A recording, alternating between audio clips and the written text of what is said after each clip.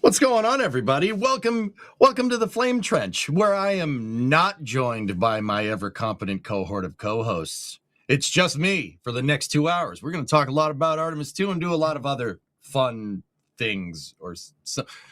I'm not getting nervous. What's that? Oh.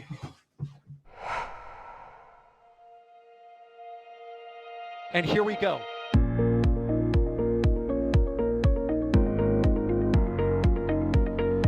There's the deluge. Here's ignition. Roger roll, Atlantic. Doubling up. Did it just do a Kerbal? Back to the moon and beyond.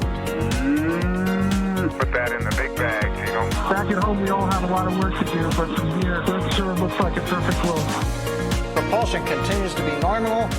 We did have an observation. Equalizer. 343 unfolds to go. It's orange. Water towers can fly!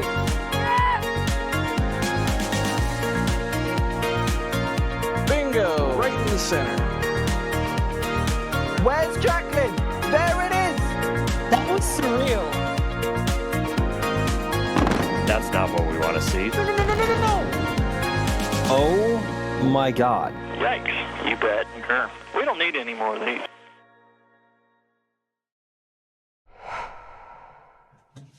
What's going on, everybody? Welcome to the Flame Trench. I am EJ from Twitch. I stream over on Twitch, and I'm alone. Everybody left me. They're all gone. I call in sick for 1 week, and this is what happens?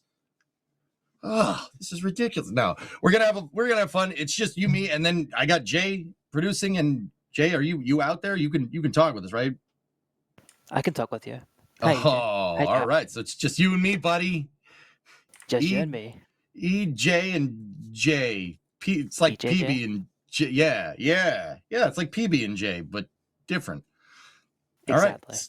So this is going to be a little bit of a different kind of format for Flame Trench, guys. We'll share news, but I really looking to have a conversation with chat. This is how you do this if you're doing a solo cast. If you watch me over on Twitch, you know what I'm talking about. So I'm going to be talking to you guys. You talk to me. I mean, you could do that tag at NASA Spaceflight if you want to, but I'm going to try to be going with the chat in real time back and forth. We're going to talk about Artemis 2. We're going to talk about how the Artemis 2 stack is rolling out tomorrow morning, 7 a.m. Eastern time, and then a press conference with Jared Isaacman, the new NASA administrator, at 9 tomorrow. So, on top of all that, they just released the press kit for Artemis 2. So, we're going to do this Flame Trench is going to kind of be a very relaxed, impromptu, review of this press kit. So, I'm hyped. The press kit looks pretty good. A press kit for a NASA mission basically entails all phases of the mission, what the mission's supposed to do, timing details and stuff. This is going to be, for the nerds, this is going to be stuff that you guys probably want to see. There it is. They released the whole thing. And yeah, I mean, if you just scroll down through this document, you see there's tons of details in there. But before we go through, I'm just going to go through with the support, guys. There was some starting support. I appreciate you. There was Matt with the 10 Red Team memberships. I do appreciate you, Matt. You're the man. We had Space Pope blessing the trench as per usual. Thank you very much. We had, what's this name? What is this? Gangsta Daddy 510. Nice. Becoming a Red Team member. That's great. Oliver Redmond with $6.22 super chat. I suppose in that case, it is our job to argue with you. Please. Oh, yes. Yes. Oh, yeah. No. Do that. It'll be fun. No, it won't. Yes, it will. Oh. All right. And we have, let's see, Revhead HP 5KQ. Gifting 5 memberships. Thank you very much. So once again, guys, when we do a normal Flame Trench, I'm usually going back and forth with Alex about, or Sawyer, or he who will not be named, the abandoner, when he was here, about different topics. But I want to have a conversation with you guys. This is how you do this. I mean, I don't think anybody would care if it was just me talking to myself here in this room, in my shop, in my backyard for 2.5 hours straight. No, let's have a conversation about Artemis 2. So I think that's where we should, let's start there. I mean, unless you guys want to talk about Crew 11 coming down or something, we have the Artemis 2 press kit out. So let's go through the mission overview. Let's see what we got here. Oh, kudos to the dark mode right there. Very good. So let's read and see what's good. Artemis 2 is NASA's first crewed test flight in the Artemis campaign. 4 astronauts will fly aboard NASA's Orion spacecraft and confirm the spacecraft systems operate as designed in the deep space environment. Deep space being anywhere beyond low Earth orbit, where no one has been for over 50 years. It's pretty crazy. In this golden age of exploration and innovation, the Artemis mission will allow astronauts to explore the moon for scientific discovery, economic benefits, and build momentum for the first crewed missions to Mars. All right. The Artemis 2 mission profile follows the uncrewed Artemis 1 flight test by demonstrating a broad range of SLS and Orion capabilities for deep space. This mission will provide Orion's life support systems are ready to sustain crew on future missions and allow the crew to practice operations essential to the success of Artemis 3 and beyond. NASA's Reed Wiseman, Victor Glover, Christina Cook, and Canadian Space Agency astronaut Jeremy Hansen are the Artemis 2 astronauts. Nice. All right. Let's see. The initial launch will be similar to Artemis 1 as SLS lofts Orion into space with a crew aboard this mission. Orion in the upper stage, called the interim cryogenic propulsion stage, not a Delta IV upper stage. It is. It's just a little longer. Yeah, whatever. Will then orbit the Earth twice to ensure Orion systems are working as expected while still close to home. Orion will start in an elliptical orbit that will be refined to a safe, high Earth orbit of approximately 44,525 by 115 statute miles. Okay, let's do the metric conversion on that. 70,000 kilometers by 180, something like that. That was a real quick estimate. Chat, you correct me if I'm wrong. I mean, I don't need to ask. You're going to do it anyway. But statute miles, I do like those. Those are nice. Yeah, and then from there, after the burn to enter high Earth orbit, Orion will separate from the upper stage, which the crew will use as a target for a manual piloting test called the Proximity Operations Demonstration. So this part, this phase of the mission is that first kind of ring, not that part right there, but it's the first one. They're going to separate from the upper stage. They're going to turn the capsule around, look at the upper stage, go forward, back off, rotate 90 degrees to it, go forward, back off, and then back away from the discarded upper stage. So from there, this demonstration will provide performance data and operational experience that cannot be readily gained on the ground in preparation for critical rendezvous, proximity operations, and docking, as well as undocking operations in lunar orbit beginning on Artemis 3.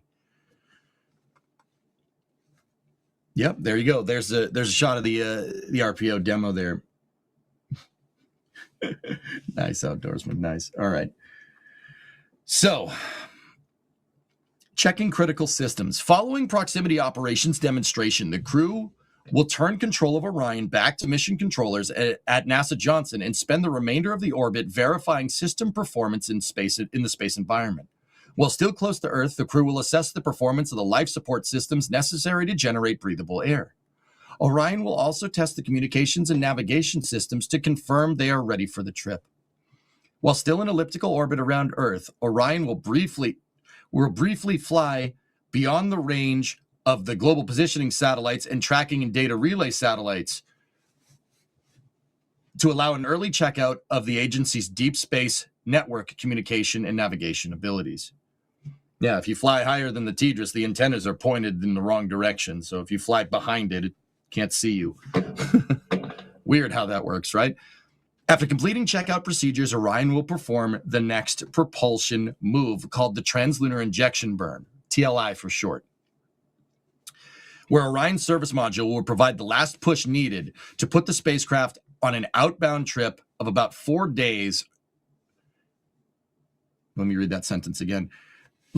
will be needed to put the spacecraft on an outbound trip of about 4 days and around the far side of the moon, tracing a figure 8 that will extend more than 230,000 miles from Earth. So that's 400,000 kilometers, give or take. I think that's about right. It's like 380,000 kilometers. We'll round up. Nice round number. All right. So from there, on the remainder of the trip, the astronauts will continue to elevate the spacecraft systems, including practicing emergency procedures, testing the radiation shelter on board the spacecraft, taking part in science experiments, and making observations from the moon from a closer vantage point than human eyes have had in more than 50 years. The Artemis II crew will travel approximately 4,600 miles beyond the far side of the moon. That's what's that in kilometers? Like 8,000 kilometers beyond the far side. They will see the moon, and they will see the moon from Orion's windows, with the moon close in the foreground and Earth in the background. From the crew's location, the moon will look to be about the size of a basketball held at arm's length. See, any unit of measurement but the metric system. So sorry, guys. Once Orion and the crew come around the far side of the moon, they'll begin the return leg of their journey home. Instead of requiring propulsion on the return, their fuel efficient trajectory will harness the Earth-Moon gravity field, ensuring Orion will be pushed back naturally by Earth's gravity for the free return portion of the mission. Orion will splash down in the Pacific Ocean, and the spacecraft and crew will be recovered with the help of the United States Navy, offering another opportunity to put new processes to the test for the first time. The lessons learned throughout the mission will pave the way for humans to return to the lunar surface. Through Artemis, NASA will explore more of the moon than ever before and create an enduring presence in deep space while simultaneously preparing to land the first astronaut, an American, on Mars. Okay, so there's your overview. We have rollout for this scheduled tomorrow, and the launch is scheduled for the first week of February, pending how good the rollout and testing of the rocket out at the pad goes. How are you guys feeling about this? I'm feeling pretty good that they're good for launch. I mean, this is pretty good.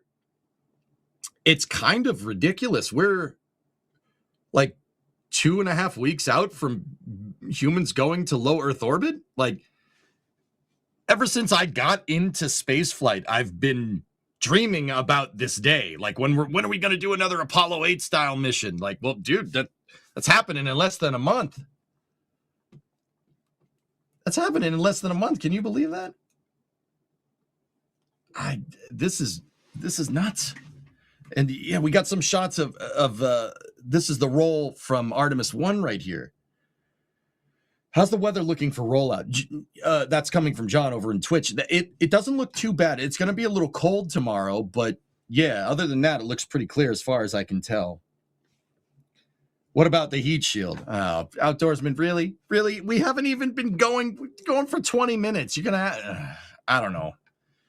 NASA says that they're confident in the flight profile for Orion's heat shield. The context of this is that there was some charring and spalling on the Artemis 1 heat shield that returned from lunar orbit. The NASA flight controllers in charge of this mission, the NASA administrator, Jared Isaacman, all say they're confident that the revised flight profile will prevent charring and spalling that was seen on Artemis 1. At least it'll mitigate it to an extent until Artemis 3 rolls around, where they'll redesign the heat shield to not have any spalling or charring at all. But yeah, I don't know, man. I talked about this a little bit earlier over on my YouTube, on the YouTube / Twitch stream. I have my trepidations about it, but I also really believe in bad juju.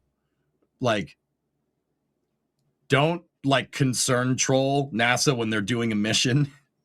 Don't be like, well, it's gonna fail. No, don't do that. That's not cool. I love engineering, and analysis proves it, right? Corroborate the analysis with flight data. There's bad juju. That's absolutely a thing.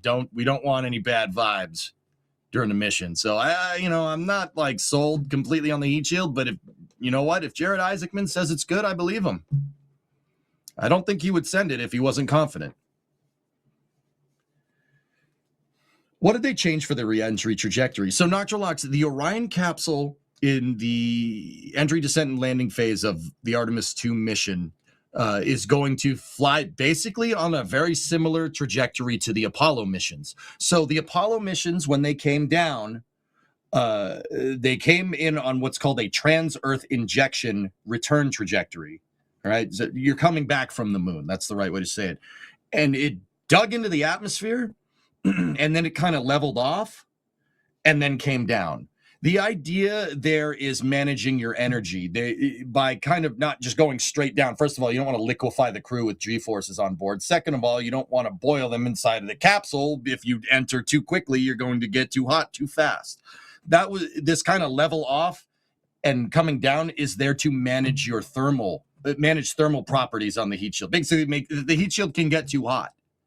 It's possible. Yeah, that is absolutely a thing. The heat shields do have a backing plate. The Apollo capsule and the Orion capsule both have this. There's an aluminum backing plate behind them that is basically a heat sink, similar to what you'd see on like a computer. It's there to conduct a certain amount of heat away from the heat shield. But if it gets too much, then obviously you're going to have charring and spalling. We don't want that, right? We don't want none of that. That's no good. So the Artemis 2 crew is going to fly on a flight profile that's similar to Apollo, where it kind of comes in, levels off, and then re-enters. The idea is that you bleed off a ton of speed, and then the second phase of re-entry is basically re-entering from a velocity that's similar to coming back from low Earth orbit. But that first dig into the atmosphere, it gets pretty dang warm. But you don't want it to get too warm, right? Yeah, it'll soak up the heat, exactly. Yeah, I'm the only one, guys. I'm doing this solo today, Keith. I am reading chats, and I want to talk with you guys. I want to have a conversation about it. So tag at NASA Spaceflight or at EJ, whatever. Just talk to me. It's just me. I have nobody to talk to. I'm lonely. I got Jay. I mean, Jay's cool. Hi, Jay. Hi, EJ. Hey, man. All right, cool. And Jay's what's bringing us these awesome pictures, this awesome B-roll footage for us. See, that's the. So let me get back to it real quick. That's the Artemis 1 reentry profile. So Orion was designed to skip off the atmosphere. So it's going to dive into the atmosphere at a little bit of a shallower trajectory, right? Skip off the atmosphere, go back up into space, and then come back down. The idea there is, once again, heat management on the heat shield. You can't dig too far too fast into the atmosphere, or your peak heating will be a lot, or it's not necessarily peak heating. Your peak heating will be higher on a steeper reentry trajectory. Your period of heating will be shorter, though. So how I like to describe different reentry trajectories here is like, I'm hungry right now, so I hate bringing up food, but different reentry trajectories are like flash frying something versus slow cooker, like a barbecue, right? We ideally want our heat shields coming in with people on board to be more like a slow cooker. You want a longer period of heating, but an overall lower temperature. You don't barbecue at 500 Fahrenheit. That's just strange. Okay. Slow cooking, low temperature. That's what we want. Something like an ICBM is the equivalent of flash frying something, like dropping the turkey in the dang pot of oil and hope it doesn't blow up in your face. Right? Like, that's a steep reentry trajectory. You have a very, very short period of heating, but the overall temperature your peak heating temperature is much higher. So once again, these skip trajectories that these capsules run from coming from the moon, right? They do that skip off the atmosphere to slow cook the heat shield because you don't want it to burn too much too quickly. That's what creates charring and spalling. I mean, amongst other things. Yeah, Bob, over in the YouTube chat, Apollo kind of leveled off. Orion is designed to skip off the atmosphere. So yeah, it seems like kind of similar, but that is a completely different thermal management regime there, skipping off the atmosphere. You need a lot longer of an entry corridor to do the full skip that they want to do with Orion. Per NASA's press conference this morning, Jeff, one of NASA's flight controllers, said that the reentry corridor for Orion with a full skip trajectory is like 4,000 miles. And then the Artemis 2 trajectory, which is much more similar to Apollo, is 1,775. I really wish it would be one more than that. That'd be pretty cool. But 1,775 is good too. That's good. Why are they using 4 crew instead of 2 like the other flight tests we've seen in recent history? That's actually a super good question, Cooks. I'm not sure I actually have the answer to that. I think, it's, if I had to guess, it's probably to put the life support system through its paces. That would probably, if I was going to throw my sweet NSF Live hat into the ring, that's probably what I'd wager. Yeah, cool. So, weather guy over in my Twitch chat is one of my moderators over there. Forecast for A2 rollout tomorrow. Slight chance of light showers in the morning, but that should be about it, if anything. Cool tonight for Florida, but we are they're post cold front, so the weather should be mostly benign. There you go. Conditions look good. Can we get a 3 box of EJ? I'll leave that up to Jay if he wants to do that or not. I think that would look a little too like 1984 for my taste. I don't think we should do that.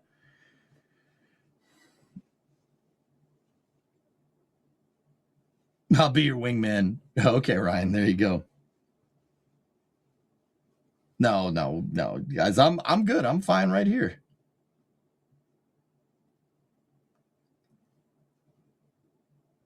Yeah, exactly. Yuri, when they did the Artemis 1, this reentry right here, the heat shield outgassed after it skipped off the atmosphere, and that caused the heat shield, which gets mechanically compressed a little bit because it's being ablated off by aerodynamic compression, which is reentry heating, right?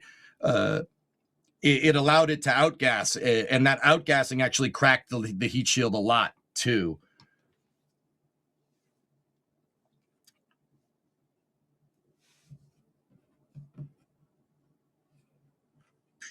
What is the chance we will get a perfect wet dress rehearsal for SLS without any news of the leaks? Gabriel, yeah, see, look at the charring on that dang heat shield. I'll get to that in a second. The more you look at this, the worse it gets. There is just big chunks of this heat shield missing, and there's entire sections of Avcoat, which is their ablator material, that are missing. They're down to the backing plate in certain spots, which is very, yeah, you don't want, that's a hole in the heat shield. I don't think I need to explain why you don't want that and why this updated trajectory would prevent it. Test how you fly. Yeah, Blackness. If there was another SLS rocket teed up, I'd say launch this one with nobody on it and then launch the next one with people. But hey, this is what we got. If NASA's confident enough that their analysis is on par, and the NASA administrator Jared Isaacman agrees, and all the engineers agree on it, and most importantly, if the crew accepts the vehicle, if the crew's cool with it, I mean, considering it's their height, I think we're okay. But moving on. So what you asked was about the wet dress rehearsal. So wet dress rehearsal, guys, for the people that don't know, is after they roll the rocket to the pad, but before they go and launch it, they do a full countdown. Wet dress rehearsal implies that the rocket is wet. No, it's not, because it's raining out. It's wet implies fuel. So they go through the entire countdown, fueling the vehicle, tanking it with liquid hydrogen, liquid oxygen, right? And at T-minus 30 seconds, they stop and abort the launch sequence. It is a launch campaign with everything but the launch. Now, when Artemis 1 went through, what was the count up to, dudes? I think, how many wet dress rehearsals did they end up doing? Wasn't it like 5 or 6 or something?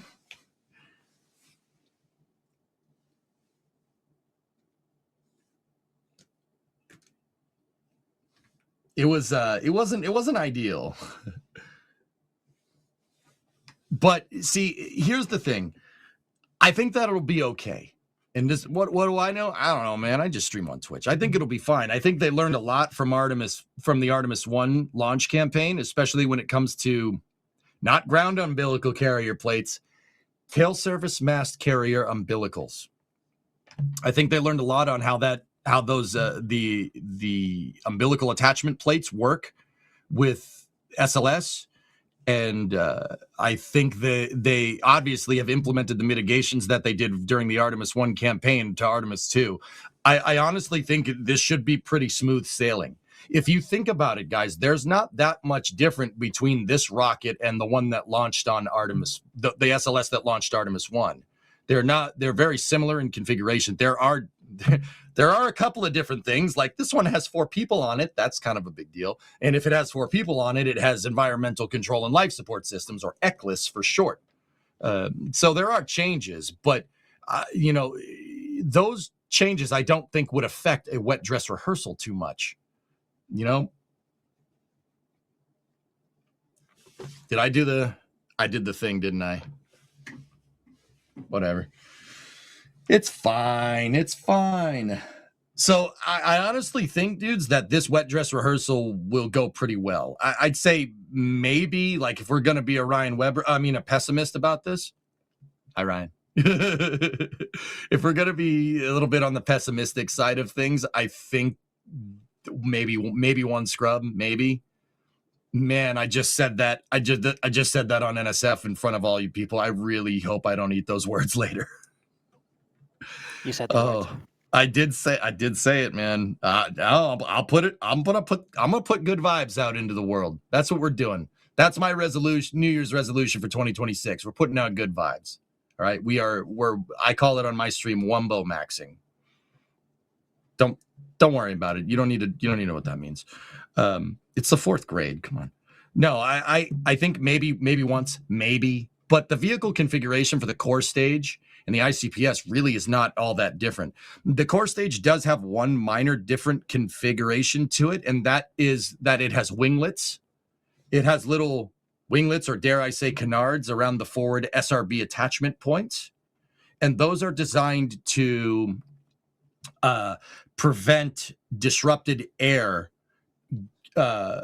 between the SRBs and the core stage during liftoff. There was a lot of aerodynamic drag, a lot of turbulent air going through that area on Artemis 1. So they put little winglets on the sides of the core stage where the SRBs attached up at the front to kind of dampen out aerodynamic induced vibrations during launch. Make it so the crew doesn't herniate a disc on the way up. Yeah, you don't want them being like Looney Tunes coming out of the craft like an accordion. That would be not ideal. We need Reed, Christina, Victor, and Jeremy coming back not shorter. That would be good. I'm pretty sure they would appreciate it too. That's a photo from the SLS reference guide of the winglets. Oh, where's that at? Hold on. That's in the press kit, Jay? No, the SLS reference guide. Oh, the SLS reference guide. Oh, whoa. Look at us. That's awesome. EJ, what has NASA done to the pad to protect it during this Artemis 1 launch? Yeah. That's another good one, dude. For the people that don't know, there's a mobile launcher. That's this thing right here. See this thing? Everything in this picture that's lit up, that's not rocket. This thing right here. This is called the launch umbilical tower. Okay. The launch umbilical tower has doors in it because it has an elevator that the astronauts use to get up here to use that crew access arm to get into that rocket, right? Artemis 1, well, there was no crew on board. When they went to launch it, it created such an overpressure event on the deck of the mobile launcher. So right here, it blew the doors out. It blew the doors off the elevator shaft. Whoops. So that's context for people. They have reinforced that mechanism based off of findings from the Artemis 1 mission. They looked at it and said, that's probably not great. Probably shouldn't have that. So they have up armored, to use the wrong terminology in the right context. They have up armored the ML. They basically gave it heavier doors.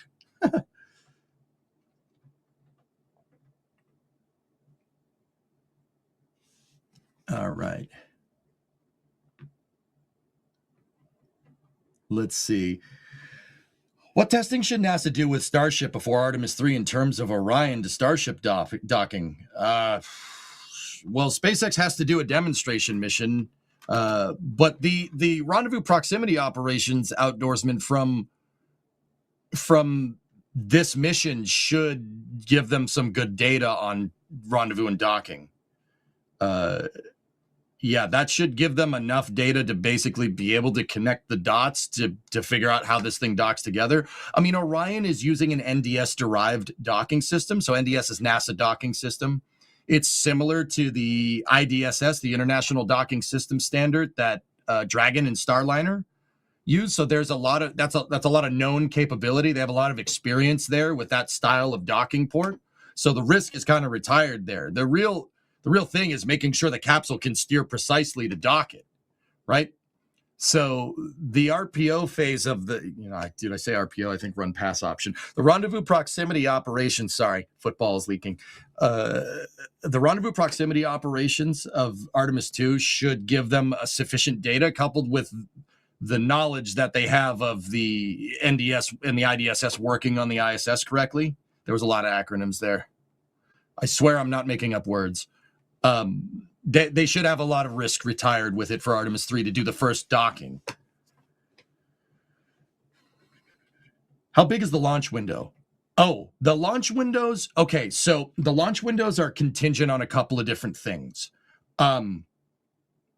It's really contingent around, well, I mean, I don't have any better way to say this. The moon has to be in the right place. That's like, if you're going to shoot the moon, it has to be in the right place. And also with lunar phasing, it's called lunar phasing. That's the cool way that's the nerd way of saying it. Like the lunar phasing has to be correct.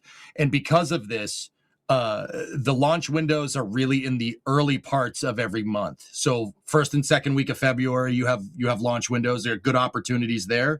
And then first and second week of March, if I'm remembering correctly. There are charts out there, guys. I only got a quick glimpse of them at one point. Long story short, the other thing that they have to take into account is that when Artemis 2 flies by the moon, right, on its free return trajectory, they ideally want the far side of the moon to be lit by the sun. There's only so many times during the month that happens. The day-night cycle on the moon, right, so lunar night and lunar day lasts 2 weeks because the moon is tidally locked. Now, okay, I'll get into orbital mechanics real quick, just in case anybody doesn't know this. So if you look up at the moon, you see a bunch of gray spots on it, like it's got like acne or something. Those are lunar basaltic lowlands, all right? So that's basalt flats. What does that mean in plain English? Long story short, something hit the moon a long time ago and deposited a lot of something on the close side of the moon. And that kind of offset the moon's kind of center of gravity versus its geometric center, right? So the part with the lowlands, right, always faces towards Earth. So because it faces towards Earth, right, the day-night cycle is every 2 weeks because it takes, this isn't going to be completely, it takes about a month for the moon. Sometimes it's not exactly a month, but you get the idea. It takes about a month for the moon to do one revolution. So 2 weeks day, 2 weeks night. They want to make sure that when NASA wants to make sure, I mean, this isn't like this is why the launch windows are like first and second week of February, first and second week of March. They ideally want to get the full backside of the moon lit by the sun, but it's not like a super important mission priority. This is more about shaking down the capsule and everything and making sure it can rendezvous to things. That's kind of important. Yeah, there's your launch forecast right there. See, there are launch opportunities first and second week of every month.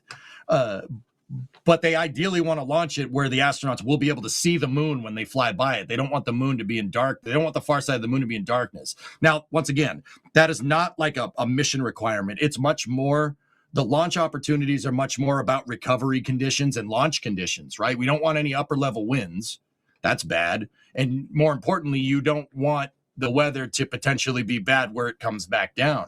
But see, this is where this gets a little tricky, because I know people are looking at this and saying, that's it? That's all? Wait, what do you mean? They just can't launch it? Well, think about it, dudes. How hard is it to predict the weather in 10 days? It's hard to predict the weather 2 weeks out. It's easy to predict the weather 5 months out, right? You know that in 5 months, so where I live in the United States, right, in 5 months, it's probably going to be warmer, right? Pretty easy to say that. I live in New England. I don't know what the weather's going to be like tomorrow, let alone like 2 weeks out. Maybe cold, right? So there's a lot of contingent things here, but it more depends on launch and recovery conditions. That's really, really important. You don't want to go and try to fish out a capsule in rough seas. That would be bad. Now, to be honest, let's be real. The Navy could probably figure it out, but that's added risk to the mission. You don't want to do that. Remember, this Artemis 2 is a test flight. It's a test flight with people on board. You ideally want your test flights to be the golden rule for all future flights, right? You want this to be the gold standard for how future Artemis missions go. So the recovery, you want the recovery as close to like pristine ConOps as you, like exactly what you said they would do. You want that. And rough seas would make that a little bit complicated, right?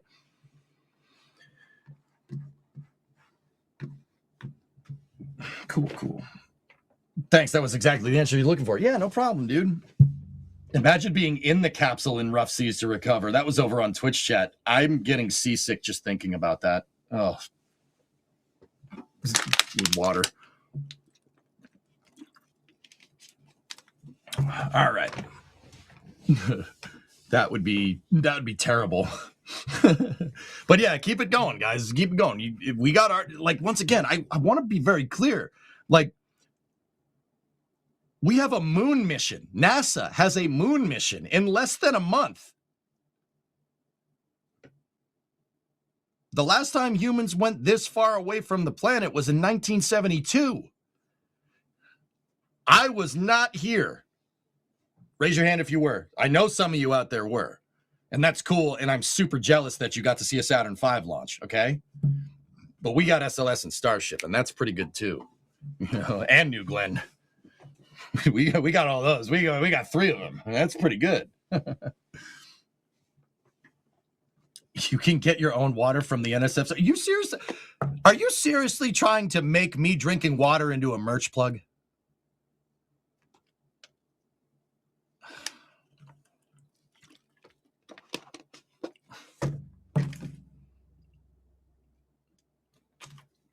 He's like, yes. No, over on Twitch chat. So, no, launch is not tomorrow. Rollout is tomorrow. So NASA has been building the Artemis 2 stack for the past, year, inside of their vehicle assembly building down at Cape Canaveral, down at Kennedy Space Center. You can't miss the VAB. It is a gigantic building that's 50 stories tall in the middle of Florida, and it's in the middle of a wildlife refuge. Yeah, that thing. They've been building it in there. Tomorrow is when they do what's called rollout. So Crawler Transporter 2, CT2 for short, which is basically a kit-bashed mining vehicle from the 60s, is going to go roll in there. The thing looks like it's the closest thing we've come to a Jawa sand crawler, okay? It's a gigantic tracked vehicle that's going to roll into the VAB, pick up SLS and its launch pad and launch umbilical tower, and roll it out 3 miles that way relative to the picture to to complex 39B, and set it down on the pad in preparation for the launch campaign. That's the Crawler Transporter right there. That thing is super cool. Those are the same Crawler Transporters that NASA used during the shuttle program. Crawler Transporter 2 actually dates all the way back to the Apollo program. That's what the CTs were built for. There's 2 of them, CT1 and 2. I do believe that people down there call them Hans and Franz. They enjoy lifting things. I don't know why I said that like that, but you get the idea. Okay, so a little bit for the nerds. The CT1 and CT2 were made by the Marion Power Shovel Company in Marion, Ohio. Like I said, it's a kit bash mining vehicle on a custom chassis. The power plant in those things is two Alco 261C V16 turbo diesels. Now, if you know diesels, boy, you know that is a dang fine diesel right there, boy. Alco, American Locomotive, which is also no longer a thing. But hey, whatever. They still work. They're still on duty. Still doing work, just saying. These crawler transporters have an upward capability of moving something that's 16 million pounds or 7.2 million kilograms. That's a lot. They can move the entire rocket and its launch pad out to the pad. Now, CT2, that one moved Apollo 4, the first Saturn V launch. That exact crawler transporter moved Apollo 4 to the pad in, 1960, what was Apollo 4, 67? EJ said that without even looking at a fact sheet. The fact sheet's up here. It's under my awesome NSF Live hat. There, that's about as close to a merch plug as you're going to get from me, Chris. That's all I'm saying. CT is already in the VAB. Well, potato, tomato. Rick, 63 here, watched Armstrong on the moon on black and white TV with tinfoil on the antenna. Rick, we should bring back rabbit ears. Just saying. That's awesome. That's cool, man. I'm jelly that you got to see that. Aren't they going further away from Earth than any human ever? No. Artemis 2 is going pretty far, but the furthest that humans have been from the moon, I do believe, was on Apollo 10.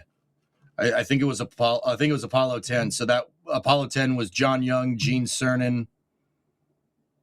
Oh crap! Who was the third? Here's my nerd card. You can revoke it. I do believe Apollo 10 was the furthest. No, it was 13. 13 went further. Sorry, I had to check the fact sheet. 13 went further. So Apollo 13 was Jim Lovell, Fred Hayes, and Jack Swigert. They didn't land, but that's another story.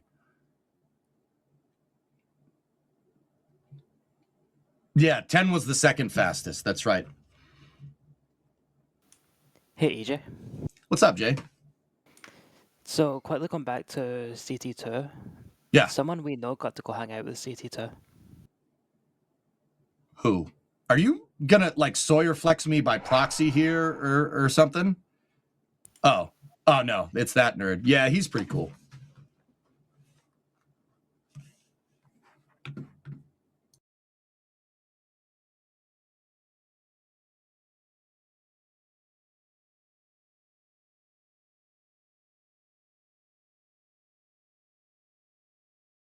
All right, cool. I didn't know. I want to make sure this had audio, but yeah, there's Das right there, the Sultan of NSF, the king of streams, the Colossus of Clout, the great Das Bino. Yeah, he got to go hang around with the crawler transporters, and I'm not jealous. I'm not bitter about that. Whatever. Yeah, I'm not bitter about that. It's fine. It's fine. It's going to be further? You think so, P3?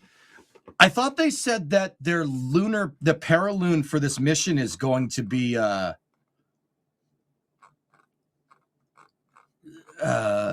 did they say the paraloon would be? Give me 1 second. I'm looking in the press kit. 4,600 mile.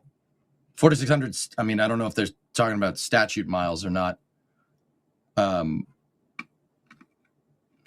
4,600 mile paraloon. So what does that mean, guys? So how far people go? The furthest people have been in space.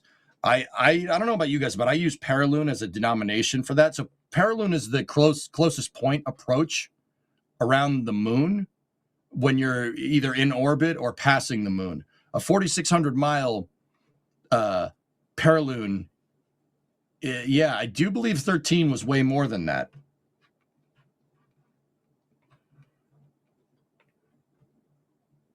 13 Paraloon was 254 kilometers. Really? Dude, no wonder that's the furthest mission, man. So my mind is going into phasing and ejection angles. Chill, right? If Apollo 13 was the furthest that people have been from space, and their Paraloon was 254 kilometers, that's wow, that trajectory is a doozy. That's really fast. Basically, they free returned around the moon, but they free returned with a close approach, which means you're going really fast, which does corroborate with what we said a little bit earlier. How many SPMTs would it take to match the carrying capacity of a crawler transporter?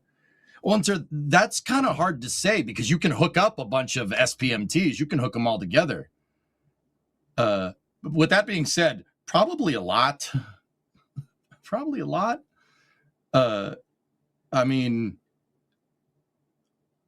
well, we know an SPMT can move like super heavy, like two lines of like 4 SPMTs can move super heavy, and super heavy is 300 tons, give or take.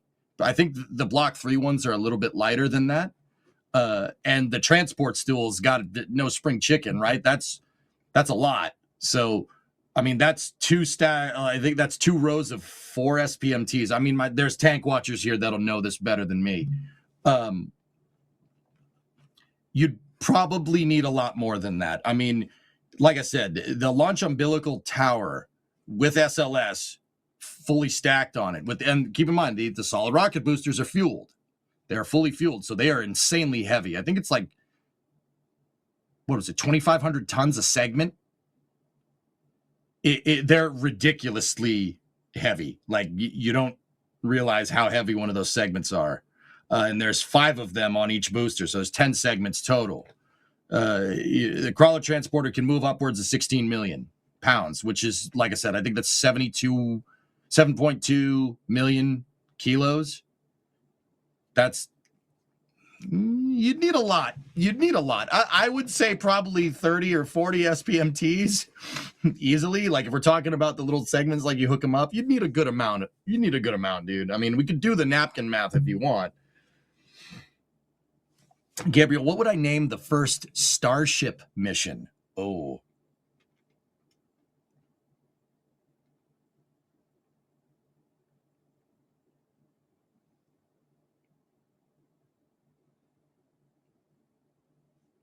Spaceballs, the Starship mission. Yep. That's what I'd name it. I think we could hook that up. We know people, right? Jay, do we know people? We know people. We know people. So actually, Sawyer's telling me in the back channel, who's not here. No, it's because he's actually there, gonna cover the rollout. That's why he's not here. He said that this is the furthest. This is the furthest that people will go. But Apollo 13 was the fastest, which is crazy. Is it just me today? It's just me today, Space Fan. We're sitting here talking about Artemis 2. We got to roll out tomorrow, and then, dude, less than a month. We got a lunar mission. Can you believe that? Actually, Lighthugger, that was a good super chat there. $10 super chat. Or $10. Is that dollary dues? Yeah, it is.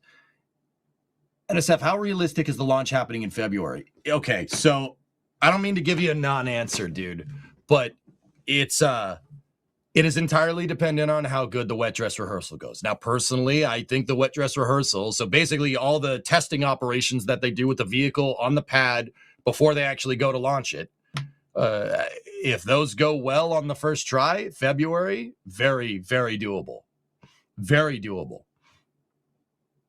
Yeah, that's absolutely a thing. Anyway, I suppose while I'm here, I'll go through the rest of the support here. So, Mr. Gamer IO, we got a $10 super chat. When we go back to the moon, we will have an unlimited supply of cheese for cheesecake. Yeah, we will. Space Pope, $20 super chat. Why am I hearing about the Pope vent removal now? That should have been a breaking news direct message to you. removal? I thought they were testing it. I don't know. I don't know why you did. Did you get the memo? Did you get that memo? We have Mr. Gamer IO again with $10. I guess it depends on what type of cheese. I was about to say that, dude, but then I saw the second super chat. I'm just saying. $10 super chat. You were right, EJ. Stay positive and safe. Dude, look, as much as this is engineering. This is precise peak engineering. Humans at their peak performance, sending people to the moon. I do very much believe in superstition here. It's just, I don't know, man. I don't feel like tempting fate when you have a rocket that if it popped, it would be the equivalent of a low yield nuclear blast. And the fact that 4 people are sitting on top of it, I don't think we should tempt fate. Only good vibes from here on out, dude. That's yeah. Don't be that guy,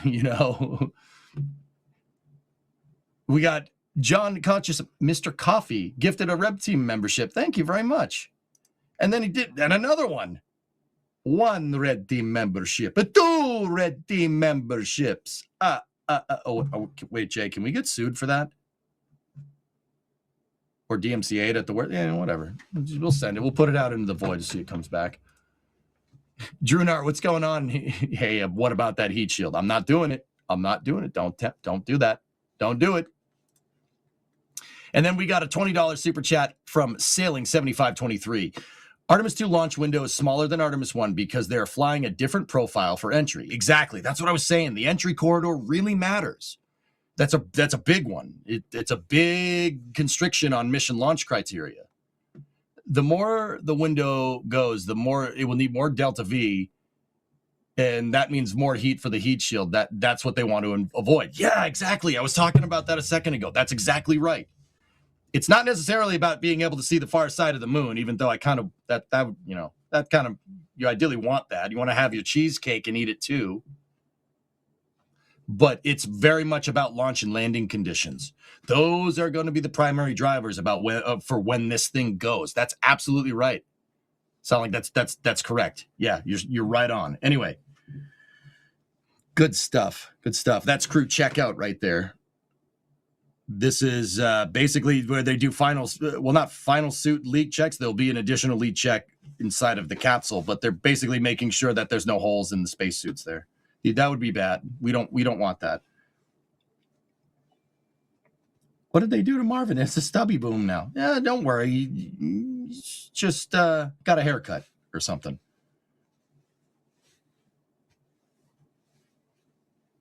EJ, SLS or Ares 1? I do like Ares 1, Starman, but I will opt for super heavy lift any day of the week. Give me an SLS if I have to choose. Kid, Apollo 17 landed on the moon on your 14th birthday. Oh man, I'm jelly that you got to see that. That's pretty cool. But hey, we'll get something like that soon. Laser Tech gifted 10 Red Team memberships. Thank you very much. Right on. That's cool. Thank you very much. We appreciate the support here, guys. I'm standing on the shoulders of giants over here, If all targets are met, when do you think Artemis 3 is? Oh, Jason, that's the doozy of a question now, isn't it? Let's think about this. I would pencil in Artemis 2 for late 2027. Or Artemis 3, excuse me. If Artemis 2 goes well. My brain worked faster than my mouth did there. Sorry, that happens in broadcasting sometimes. I would say late 2027, early 2028 for Artemis 3 if everything goes perfect with this. Because you got to remember, it's not just about putting another SLS in the VAB, putting another SLS on the pad. The Artemis 3, guys, the Artemis 3 mission is the first lunar landing that will be using a commercial lander application. So they're going to be using SpaceX with their Starship human landing system, right?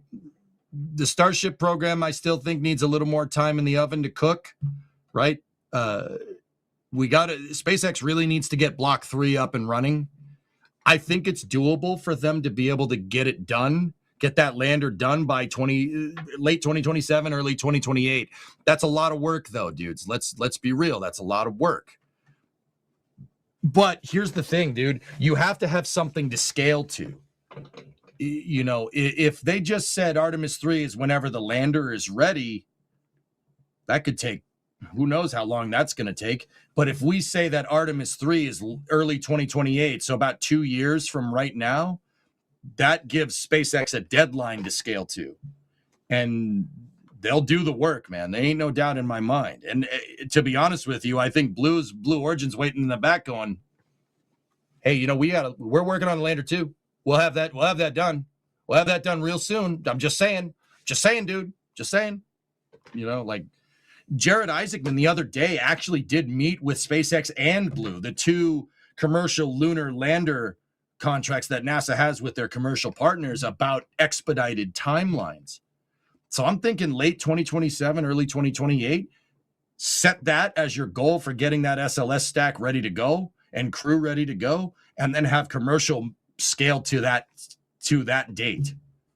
I think that would be a good thing. There's a lot of things in play here, right? SpaceX with refueling, Starship with reusability, right? There's a lot of stuff in play. It's not just about building another rocket and sending it like the Apollo program, right? You know, if NASA decided to go with Blue Moon Mark II based off of what they saw with Mark I, right? Or a modified Mark I with people on board or something. You know, now we're working with New Glenn. Now you got to work around New Glenn constrictions. It's not just one rocket. You're adding 2 to 3 to 4 rockets to the mix here, multiple launches of New Glens, right, for refueling, et cetera, or maybe, you know, New Glenn 9x4 is ready by then and they can send it in one shot and have SLS rendezvous with it, right? There's a lot of different concept of operations here that you can go through. And I think all of these pathways are super viable by 2028. I don't know about you guys. What do you think? But it really matters, like setting a deadline for the Artemis 3 stack to be like 100% good to go. And I think that's the datum that you need, and then to have commercial scale to it. If I was a fly on the wall in that Jared Isaacman meeting with SpaceX and Blue Origin about expedited lunar operations, I'll bet you they talked about stuff like that. Setting the concept of operations for both landers around a solid deadline is a really smart move. That's a really good thing to do. Now, once again, I don't know for sure if they did this, and it's easier said than done, right? But I think that would be a smart decision.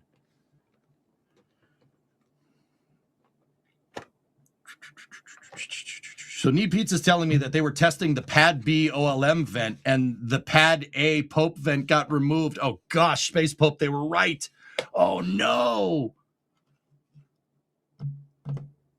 So I got a question coming over from Twitch chat. How many Apollo astronauts are still around to watch Artemis 2? Buzz Aldrin's still around. Harrison Schmitt is still around. Charlie Duke is still around. There's one more. Dave Scott, I think. We got a good, like, for almost 60 years out, there's still a good amount of them left. I just, dude, as a spaceflight nutcase, I really hope we get a landing while some of them are still here. I don't know about you guys. That's just something we got to do that. We got to do it. One of them has to see that the torch was passed. You know what I mean? There are 5. Who was the one that I missed, J Volt?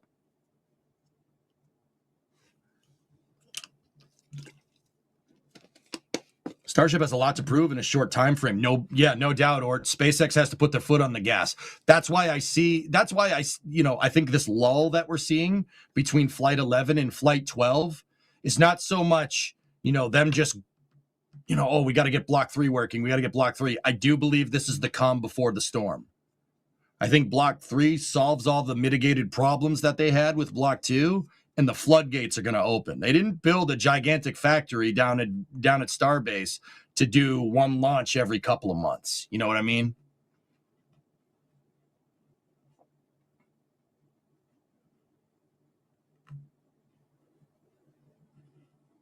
Fred Hayes is still around. Cool. So I got what did I get? I got 4 out of 5. That's pretty good. BR8801, what's up, man? What are you talking? Let's see. For the first human Artemis landing, do you think they should target one of the Apollo landing sites to A, demonstrate the capability of pinpoint landings, and B, debunk the conspiracies to say that we never went. BR, personally, dude, I don't think giving conspiracy theorists the time of day is the right move. I prefer not to debate like that, but to educate. You know what I mean? I think that a landing, I mean, I'm not sure if a landing would shut them up, to be 100% honest. However, I think that landing at an Apollo landing site would be pretty cool. With that being said, I do believe they're targeting the Shackleton crater or somewhere around that on the lunar South Pole. The reason why is because the DSN, I was going to say the reason why they want to do that is because that's where they want to build the moon base, because that's where water is. But that's also the reason for Gateway's orbit. Gateway is in that weird rectilinear halo orbit, so it spends like 80% of its orbital period in line of sight of the South Pole, so it can work as a communications relay. Gateway is also the communications relay in the Artemis architecture. But for Artemis 3, they won't have it. So, I mean, like I said, if it was up to me, I would go right to Taurus Littrow, land right where we left. Seriously, I would do that. Or at least do a lunar landing demonstration there. That would be pretty cool. I don't think we should go to the Apollo 11 launch site, dude, to be 100% on it. That should just stay where it is. But Apollo 17, land some people down there. Change the batteries in the LRV. See if it works. See if it drives around. I'm serious. I think that would be an awesome thing to do. What did you call my orbit? Don't worry about it. If you have to ask, you probably don't know what it is. Wait, what is this? Predominant with 1,000 yen, $6.32. Seriously, we've got an Artemis 2 launch in less than a month. We've had 3 Atlas pass by. Can we confirm or deny the presence of extraterrestre Blanco? Oh no, my stream is leaking into the NSF stream. Sorry about that, guys. Oh no. Thanks for the support, man. Jeez, that should totally work. I hope they left the keys. Yeah, right. Well, it's the LRVs were made by General Motors. I'm sure they could just go over there and get a new key made, right? Like, right? What? I mean, why do they even have keys? What's someone going to do? Steal it? I mean, you never know. Chris, EJ, not being political, but the president and Jared did give NASA a goal and a deadline. I believe Artemis 3 will happen sooner rather than later. Chris, I think giving a deadline is the right move. I mean, I understand that, half of you guys love the guy, half of you guys hate it. Like, I get it. I'm not trying to get political on here. That's not fun. But I will say that in terms of like how the ecosystem in which NASA exists, where the executive branch of the United States denotes NASA's goals, and then those goals are signed into law and funded by Congress, setting deadlines really makes the whole system work. It makes the whole thing work. A deadline enforces accountability. You've been issued a challenge. You don't want to let the president. I mean, somebody probably does, but that's, once again, we won't get too far into the weeds there. Good vibes, remember?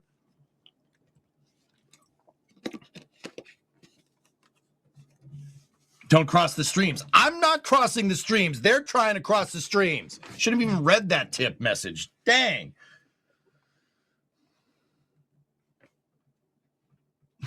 Anyway, Jay, how am I doing? Am I doing all right, man?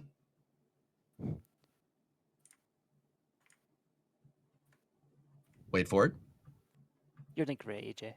All right. Thanks, Dad. You're welcome. Oh, dear. Anyway, guys, great questions. Keep them coming, dudes.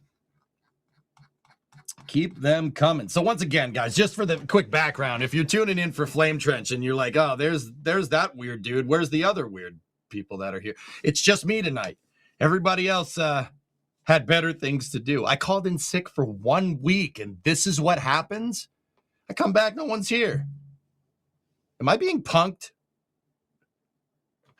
Ashton! What? We have a term for those people at NSF. Oh, yeah? We call them abandoners. Abandoners. Yeah. So are my competent cohort of co-hosts, are they now abandoners too? I think they are. Ooh-wee. We'll let them know. What did you say? What was that last part? I said we'll let them know. Oh, all right, cool. Yeah, no, that's good.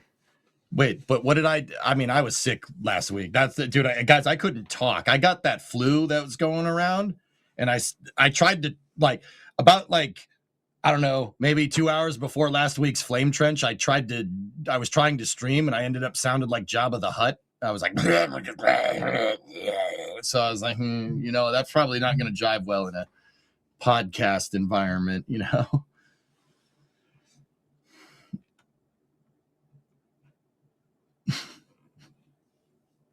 Anyway, Jay, how about we look through this press kit a little bit more?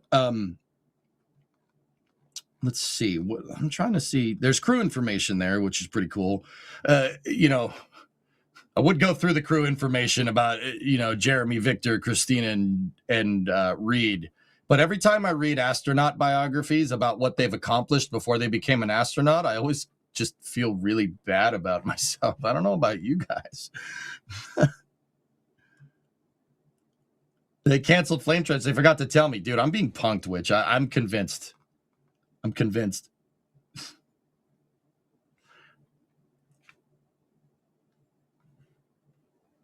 Yeah, over in the Twitch chat, Gateway can also serve as a good limited lag teleoperation center as opposed to working around a 2-second delay. They could probably manually drive rovers and even pilot humanoid robots with a VR rig from the Gateway. Yeah, that's what I mean. It's a communications relay too, on top of being a little space station. I don't think Gateway is the worst idea, Aqualux. I really don't. But we should put it out there. Like the fact that we're going to send people to the surface with it not being there kind of defeats the point of all the benefits of it. It has to kind of be there. Trathan Hej, I don't know if you'll see this, but I'm making a 1/10 scale Falcon 9 rocket, and on top of that, I'm making an Angara A5 at 1/7 scale. Nice, Trathan. That's cool. Are you 3D printing or what? Eddie White gifted a Red Team membership. Thanks, man. Appreciate it. I hope you feel better from being sick. Gray, I'm good to go. I'm fine. The two things that keep me away from the internet are, if I can't talk, right, and a headache. You can't stream with a headache.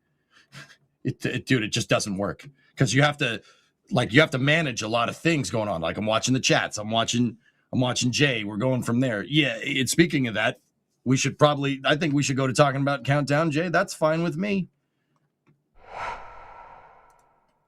All right. Let's see. What do we got here? So the Countdown timeline. I'm going to read about this, guys, real quick. So L- indicates the time leading up to liftoff. Well, T- time is a sequence of events built into the launch countdown, indicating the terminal clock. Both are expressed in hours and minutes. There are a series of holds built into the count to allow the launch team to target a precise launch window and provide a cushion of time for certain tasks without impacting the overall schedule. If you want to know why planned holds happen, there you go. There's your definition. So the launch campaign, and keep in mind, this will all happen maybe in about a month, 3 weeks to a month, maybe. That really depends on how well the test campaign for the rocket goes once they get it out to the pad. But the launch schedule begins at L- 49 hours and 15 minutes. Oh, man. Chris, how long is that stakeout stream going to be?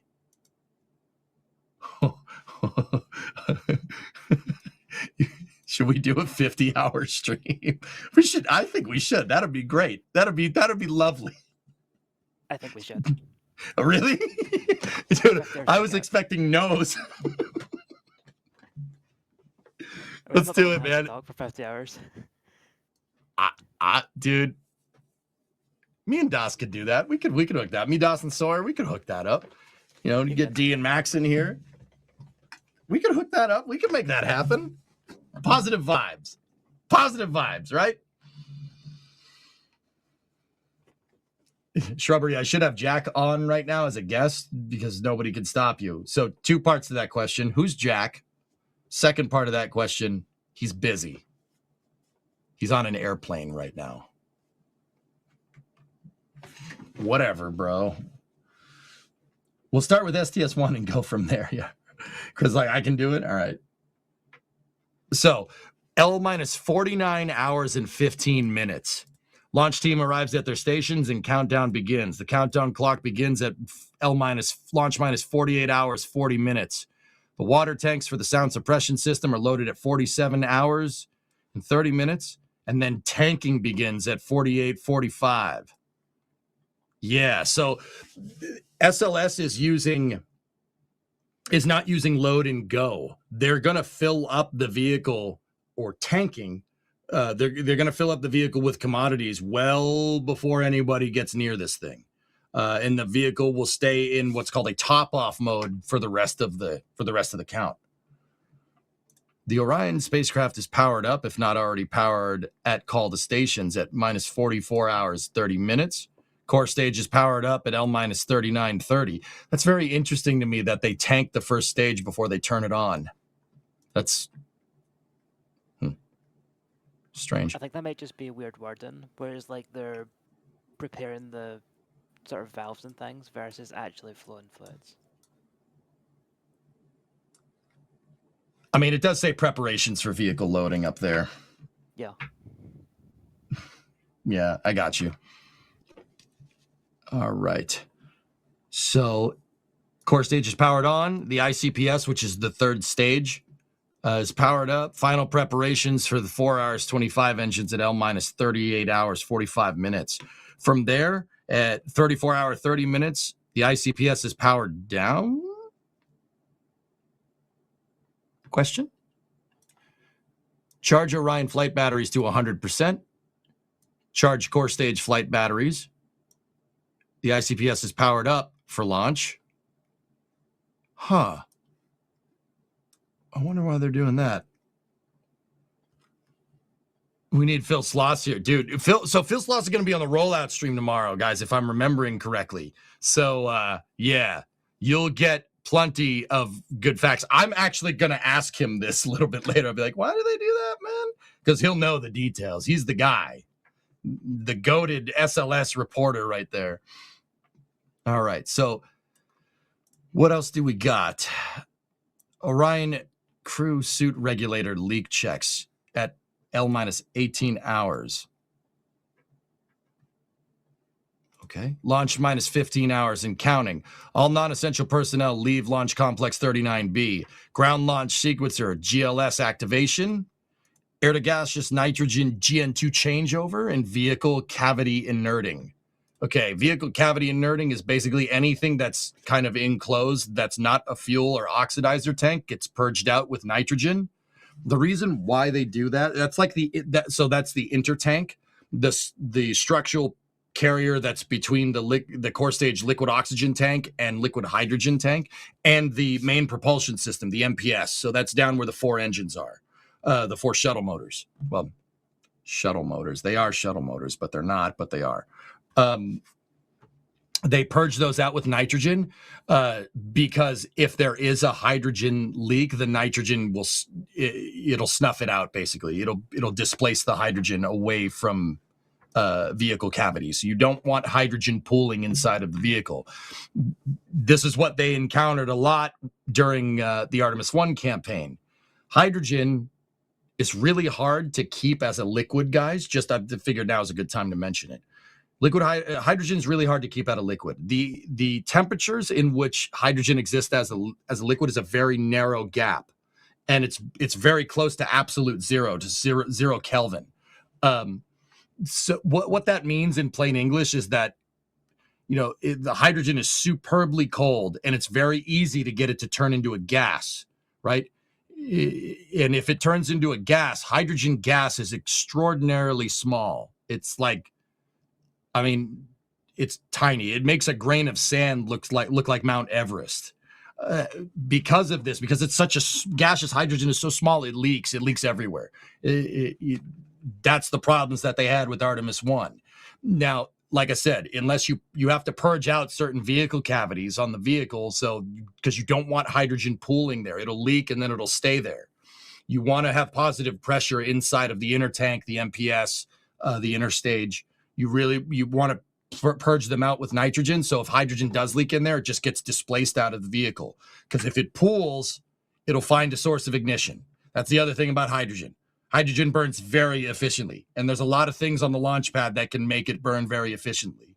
So what they do is they purge, like I said, vehicle cavity inerting, and they also have a recirculation system, which is also what leaked during Artemis 1 on the tail surface mass ground umbilical carrier plate, the T1 carrier umbilical plate, if I'm remembering right, the hydrogen plate. Their recirculation mechanism was leaking because they didn't seat an O-ring correctly or something. Now, once again, people say O-rings and people are like, no, don't worry, it's hydrogen. It's a pain in the butt. That thing has to be perfect, like micrometer perfect, or else it's going to leak. But like I said, that's what you got to worry about with hydrogen. And that's why some rockets that are using liquid hydrogen or liquefied natural gas or methane will have a birthday candle on the pad. It'll have what's called a purge. It's a purge flame or a flare, right? If it was methane, it'd be igniting the flare, right? Yeah, that thing. SpaceX doesn't use those because they have a recirculator for Starship that recondenses their scavenged gases. Just FYI, that's why Starship doesn't have one of those. But like Vulcan has it. New Glenn has 2 of them, one for LNG, one for hydrogen. SLS will have one for hydrogen as well. That's the recirculator system. The idea is to, have a pilot light, basically like what you have on your stove, right? If you have a gas range in your house or apartment, right? You turn it on, it goes and it makes the flame. Same idea. If you give it hydrogen a place to burn, it'll pull everything towards it and it'll get it away from the vehicle. You don't want gaseous hydrogen or what's called hazardous gases around the vehicle. That is also what a ground umbilical carrier plate does on the space shuttle and on SLS. I know that's a big thing here. You guys love that thing, right? That's what it does. It's a haz gas umbilical. Space Popes gifting subs on both streams, dude. Oh my goodness. Thank you for all the support, guys. So yeah, the cavity inerting and hydrogen purging out with the flame is really, really important to make sure the vehicle doesn't blow up. You don't want that. Because like the rule of thumb is that if you don't give hydrogen a place to blow up, it'll find a place to blow up, and it's probably not where you want it to be. That's why stuff like the GUP exists, ground umbilical carrier plate. It was the HazGas purge line for the hydrogen tank on the external tank for the shuttle and the core stage for SLS. All right. Whew. Didn't think that explanation would be that long. Sorry about it. Sorry about that. We're still going through the SLS countdown, all right? I think that's what we're doing. It's right behind me, isn't it? Yeah. All right. Let me just plow through support here, and we'll get to the next milestone, L minus 11 hours and 40 minutes. So we got J Lake 221. Hey, Jay, I live near Philly, and I want to go to a museum to see a shuttle. Should I go to Intrepid or the Smithsonian? Which one is cooler? Oh, I love our friends over at Intrepid, J Lake, but see the one that flew into space. I love Intrepid and I love Enterprise. But if you're in Philly, I'd say go to the Smithsonian. I mean, ¿por qué no los dos? Why not both, dude? You're not that far from either one. That's all I'm saying. You could live up in the Northeast like me and not have anything near you except New York, but I don't want to go to New York. I don't want to go there. I'm from Boston. I don't like them. No, I'm just kidding. Intrepid's awesome. We love our friends over at Intrepid. We do a lot of work with them over there. Good people. And their Enterprise exhibit is frankly amazing. It's really, really good. You should go see that at some point. But sorry, I would say go see Discovery. And somewhere Das was like typing on a keyboard, and he's just like. And then Elise is watching this going, dude. So don't hate me. I'm sorry. Rocket Scientist 1, EJ, you're doing great. Thank you with a $20 tip. I appreciate you, man. Thank you so much. Bideford, $50 super chat. What's going on? I'm the only one here. It's just me. When are we getting margaritas? Let's go. Thank you for holding down the fort tonight. This is for you. FYI, no margaritas tonight. You're not in the mood, but looking forward to rollout tomorrow. Oh, come on. It's Friday. Come on. I'll go crack a brew. I'll do it right now. I'll do it right in front of stream. Maybe we shouldn't do that. I would though. If it was my stream, I'd be like, shotgun, whoosh, drink responsibly. All right, let's keep going. Space Pope with 10 Red Team memberships and then 5 subscriptions over on the Twitch side of things from my end. Thank you very much, Space Pope. Love you, pal. You're awesome. Fozilla with 5 Red Team memberships as well. Thank you so much. And then we had Devin Waldron with 10 Red Teams. Thank you. Thank you, guys. I appreciate all the support. You guys are awesome. Starman, could we have chat as your competent cohort of co-hosts? Yeah. I mean, you're here. You exist. You're having marks tomorrow, Outdoorsman? All right, that's fine. That's fine. This isn't the Off Nominal podcast. I mean, Eric, yeah, it's not the Off Nominal podcast, but if you look up Off Nominal in the dictionary, you're going to see my name. So is it or isn't? I don't know. Schrodinger's podcast. You're not making Chris nervous. That's my job. That's my job, Starman. That's my job. I'll just poke and prod to see what you can get away with. Like I said, Das is probably watching this going, oh my God, why did we hire this guy? Yeah, that's right. What's up, man?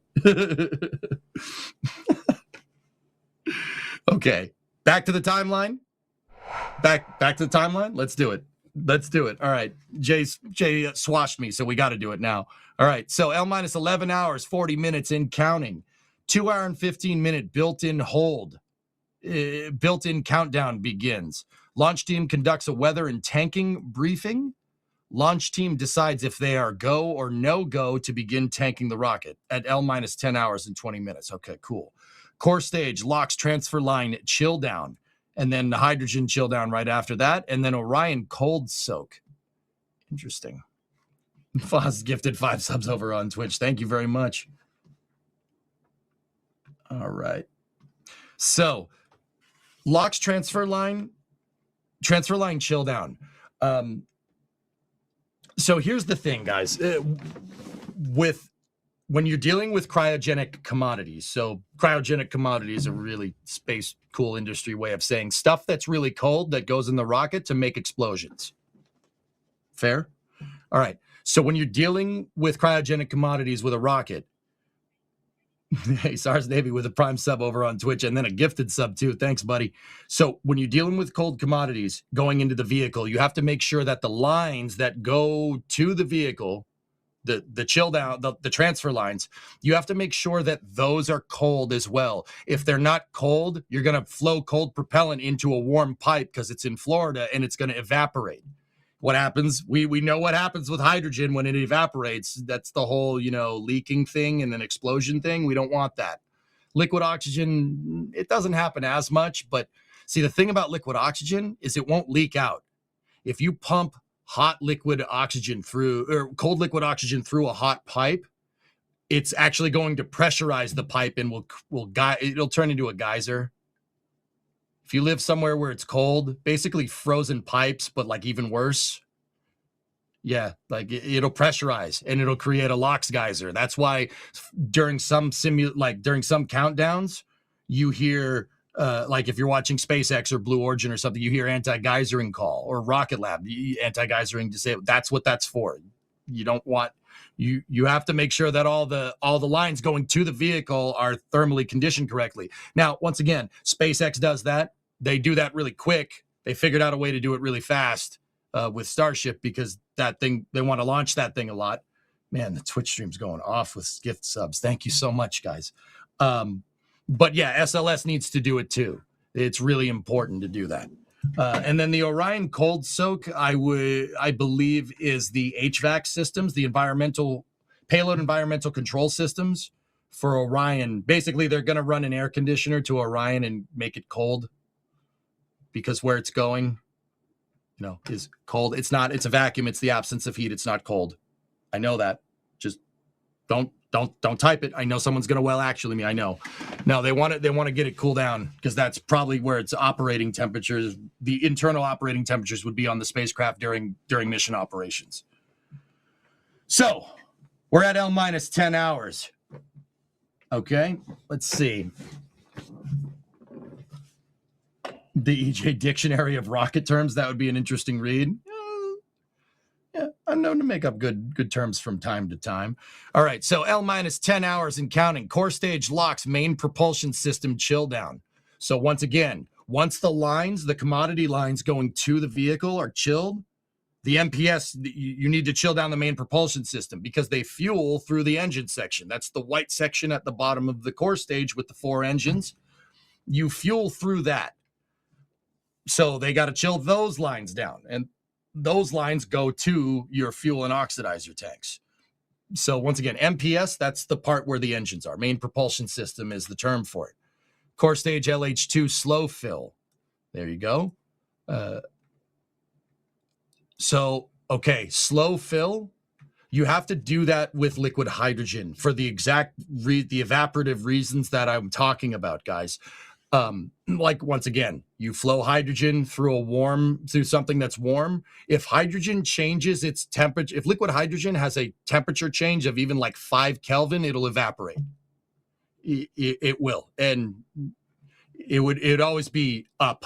You always go up. Trying to get hydrogen even colder than liquid state is not something we've figured out how to do really well. But maybe, who knows? Maybe solid hydrogen SRBs in the future. No, I mean, maybe. I don't know. Good vibes, right? So once again, hydrogen, in order for hydrogen to exist as a liquid, it has to be right near like 0 Kelvin. So it's above like minus 300 C.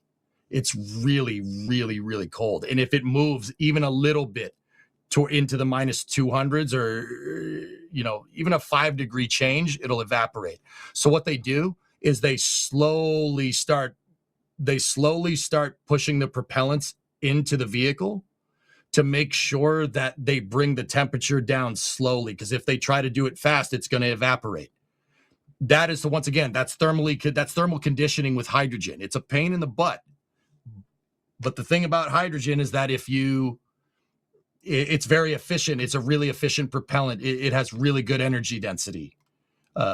So, it's not the most reactive explosion, but it's hard to handle, but you get the best performance out of it in terms of specific impulse for the nerds. All right. So they're going to resume the clock at T minus 8 hours and 10 minutes, L minus 9 hour 20. Core stage lock, slow fill. Same thing with the liquid oxygen. You're slow filling it, not because it's going to leak, but because it could geyser and it could overpressurize a pipe and blow it up. Don't want that. And then once the lines during slow fill are at the right temperatures, they start fast filling. When the line is already cold and you're confident that you can move hydrogen through the thing quickly, start topping, start going. That's at L minus 9 hours and then L minus 8 hours and 55 minutes. At L minus 8 hours and 40 minutes, crew wake up, launch countdown, status check. Dude, Space Pope with 20 subs over on Twitch. Jeepers creepers. Now, same thing happens right after that. Right after the crew wake up, we have ICPS LH2 chill down, and then that's the same thing. You got to make sure that the thing is cold before you start moving those propellants in, or else it'll leak. Right? The interim cryogenic propulsion stage is what's on top of the core stage with Orion on it. That is also using hydrogen and oxygen. You have to do the same thing for that. Now, why would they fill up the core stage first? Why would they do core stage first? I don't know. It's at the bottom of the vehicle. And then the ICPS is on top. What are you gonna do? Fuel the Starship before you fuel the Super Heavy? Who would do that, right? Am I right?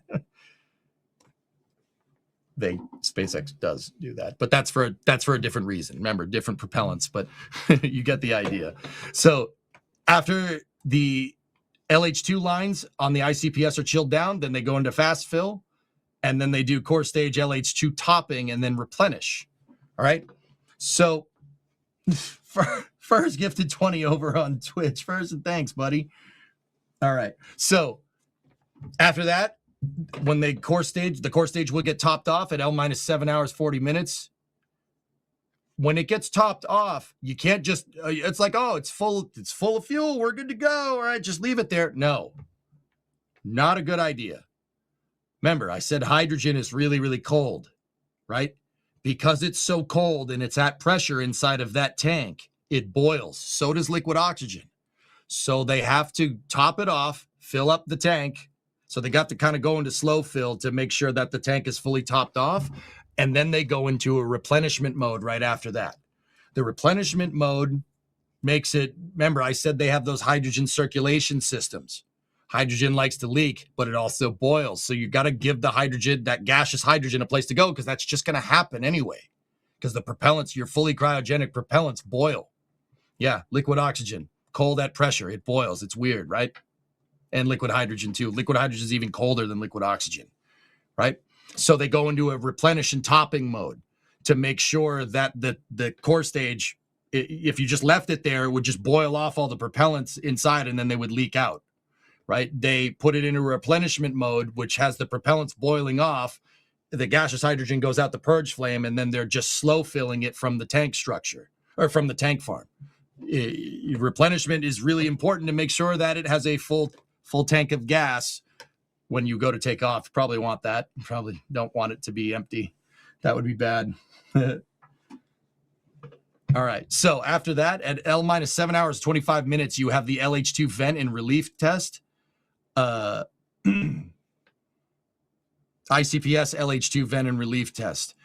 I'm not too familiar why the ICPS has an LH2 vent. I'd have to ask Phil about that one.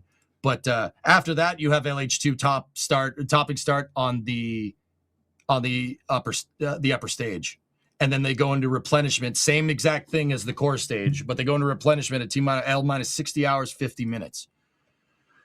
At L minus 6 hours and 10 minutes, Orion's communication systems are activated. Orion does have its own antennas on it. It has a short band. It has a short band on it. I mean, amongst other things, there are other antennas on it, but you want to make sure that you can talk to the capsule. They do that with Dragon too. When we watch the commercial crew launches with Dragon to the space station, right? If you're a nerd and you watch the whole countdown like I do, like I watch them eat breakfast if they stream that, but astronaut mukbang streams, NASA, just saying. I'm just saying, it's an idea, it's a vibe, it'll work. No, I watched the whole thing. They do communications checks with Dragon. They communicate through the ground loop, through the tracking loop, which is, the tracking antennas, and then they communicate through TDRS. And when they turn on Orion's communication systems, they're probably going to do something similar, but that's when crew gets on. So they're just going to turn the antennas on at 6 hours and 10 minutes. Okay. To finish up this step here, we have core stage liquid oxygen topping, same exact thing. You have to just replenish it because the propellants will boil off. And then ICPS locks main propulsion system chill down. See, that's very interesting. Jay, I mean, I know you're just producing there and you're doing a heck of a job. I really appreciate it. It's very strange, dude, that the beginning of this is, wait. That's ICPS main propulsion chill down. Okay, cool. I was like, wait a minute. They chilled it down over there. Why would they chill it down again? No. Okay. It's just that I have trouble reading. That's all. Cool. Never mind. Let's keep going. L minus 6 hours and counting. ICPS locks fast fill. Same thing. You have to start slow filling these things and then you fill them up faster. Flight crew weather briefing at L minus 6 hours. Core stage locks replenishment. There it is, L minus 5 hours 40.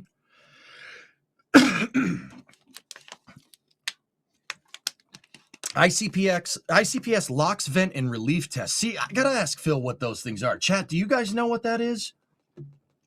I'm a little bit out of my wheelhouse with the relief vents on the ICPS. I'm probably gonna have to go reapply for my nerd card soon. Rough launch date. Beginning of February right now.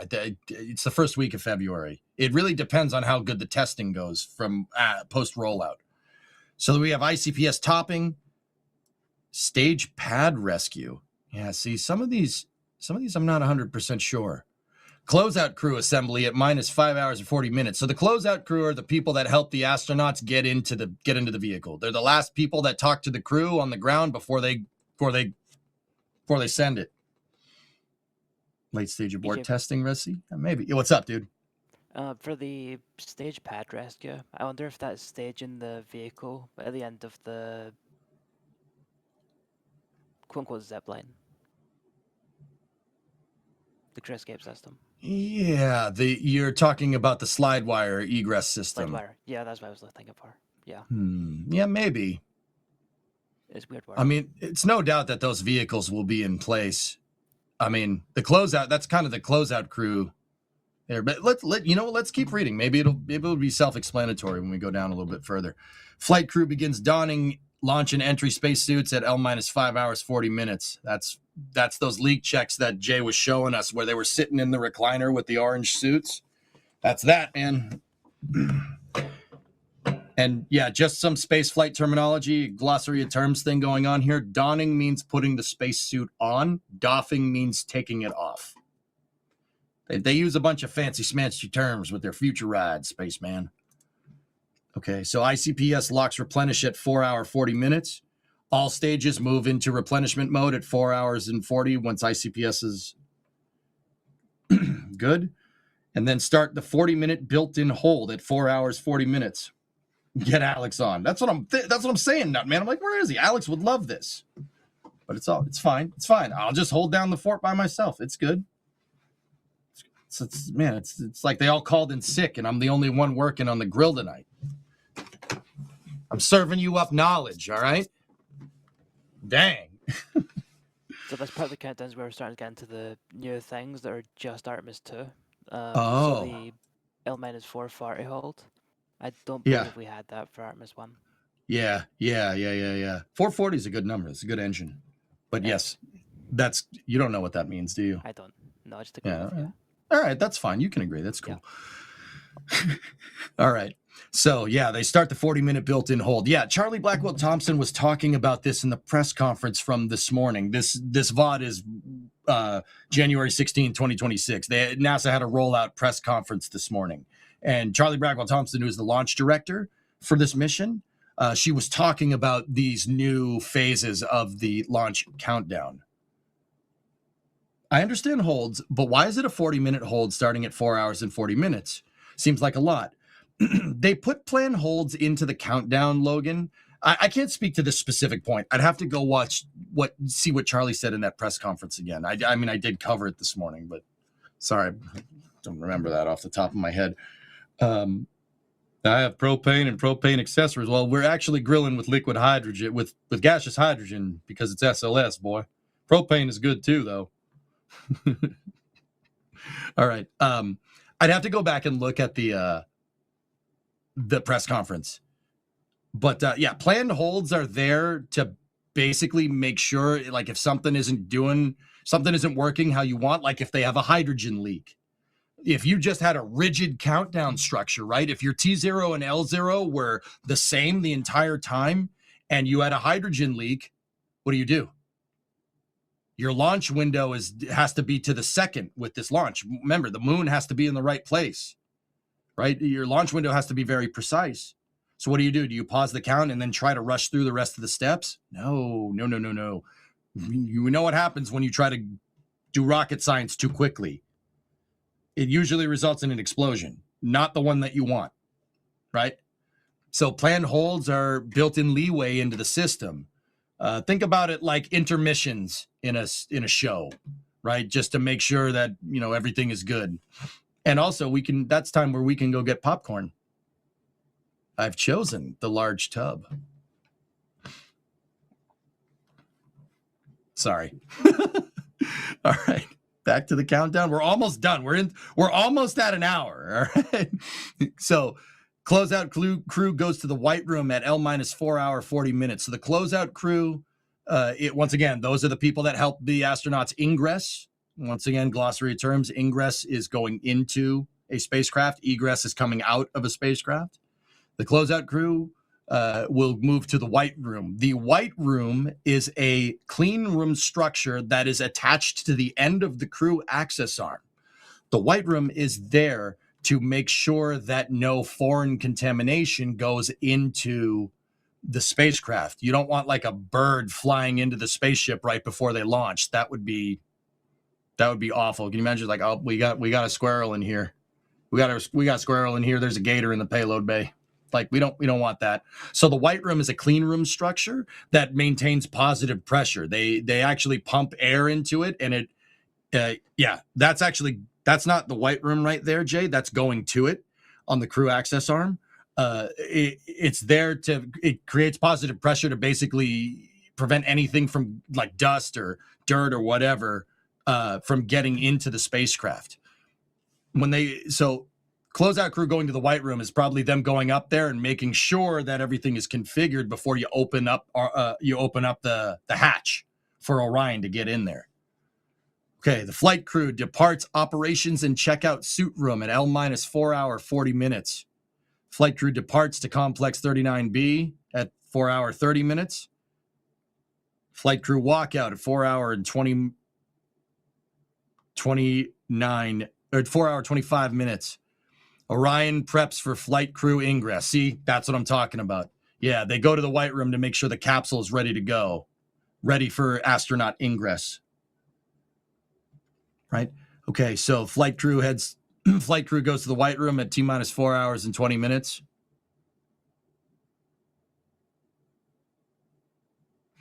The flight crew then puts on their helmets and gloves at T-minus 4 hours and 10 minutes. I'm not doing it. I'm not saying nothing. All right.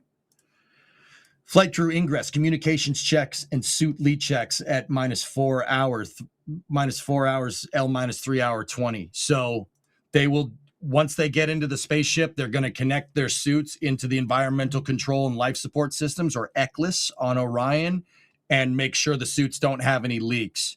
The reason why they do this, and I know if somebody has been paying attention, well, first of all, good for you, because I'm going pretty quickly here. But, for those who have been paying attention, why would they do that? Because the crew dons the spacesuits there and they do leak checks in the O&C. Why do they need to do leak checks again when they're in the spacecraft?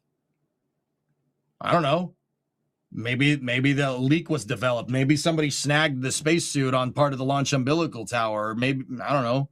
Maybe something isn't working. It's just a final check to make sure that nothing happened between operations and checkout and the ride to the pad.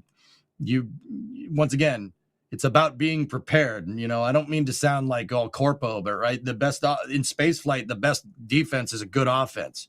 It's better to be preemptive about this. You don't want to leave anything up to chance. So do that final leak check and make sure that it works. The white room closeout will be complete at -3 hours and 25 minutes. Crew module hatch preparations and closure from the closeout team, 3 hours, 20 minutes. Counterbalance mechanism hatch seal press decay checks. So they're going to close up the hatch, and just like with Dragon and Starliner as well, they're going to make sure that the hatch can close and you don't have any leaks. You don't want to encounter that when you're up in space. That I don't think I need to explain that one, but people need air to breathe, and if the spacecraft leaks, you won't have that. We don't want that. So they're going to make sure the hatch, the counterbalance mechanism hatch seals work correctly. And you don't have any leaks.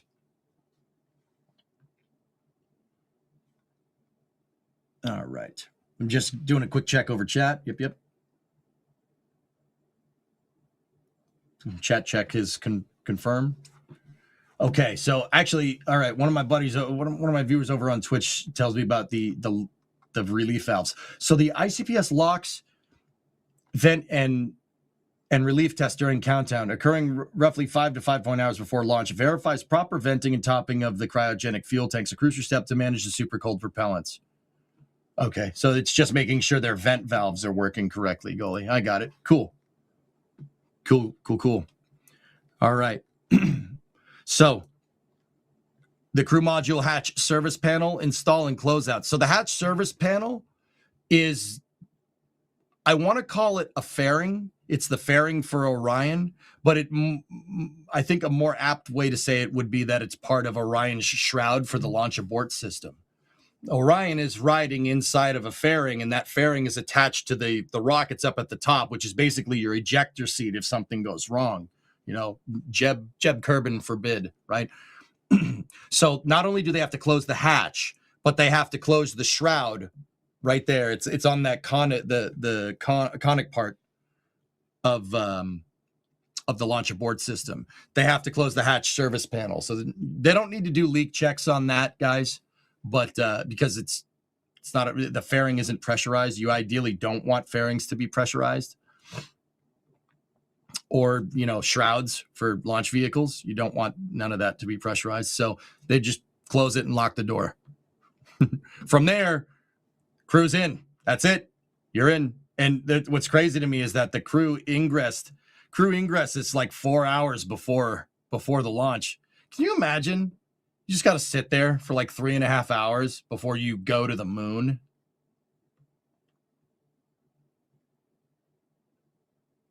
I know someone is going to ask, what if they have to go to the bathroom? They do that basically when they arrive at the launch site. Yeah. Because I know, like, the first thing that popped into my head was like, what if you have to go to the bathroom? Well, they go to the bathroom right when they get to the launch pad, just to make sure. Because from here on out, you're holding it until you get up into space. Orion does have a toilet. It has a toilet on board. I don't think I need to go into that any further. The toilet doesn't work during ascent operations. That sounds like it could get very messy. We don't want that. Does the crew board the capsule for the wet dress rehearsal? You know what, Nader? They changed the con ops for this, so I'm not 100% sure. Chat, do you know? I believe the plan for wet dress is for the crew to not board the vehicle. Yeah, I don't think they do, Nader. Yeah. They'll probably have the closeout crew there during the wet dress, if I had to guess, though. They do not board for the wet dress, just closeout crew. All right, there we go, Stealthy. Okay. Thank you. All right, cool. Yeah, also, just in case, guys, they have astronaut absorbency garments. Better to have it and not need it than need it not have it. That's all I'm saying. They're wearing diapers. Adult diapers, just in case, dude. That'd make a mess real quick. I'd prefer to have it. I'd wear one, sure, absolutely. You don't want to get caught with your pants down. I've been hanging around with Sawyer too much, haven't I? Crap. Okay, at L-1 hour and 40 minutes, the launch abort system hatch closer for the flight happens. Yeah, that's basically, like I was saying, that's making sure that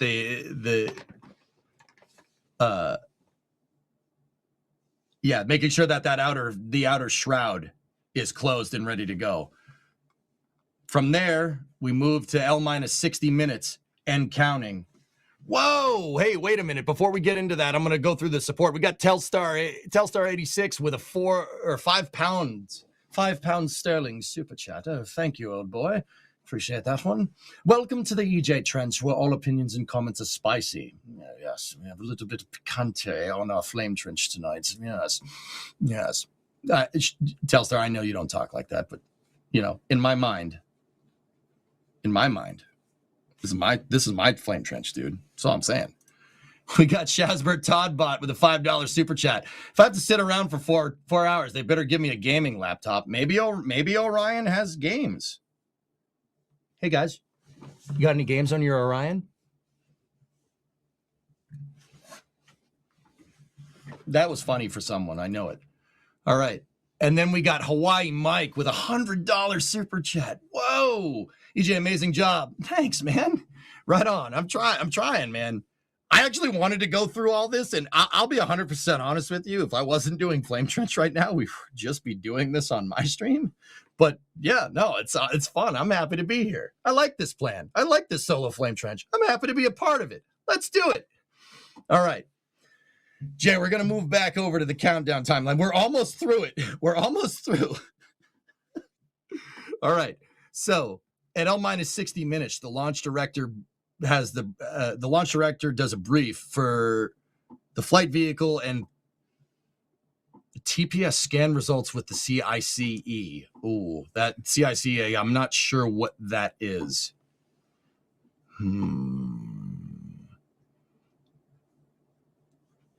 Chat, help me out. Line.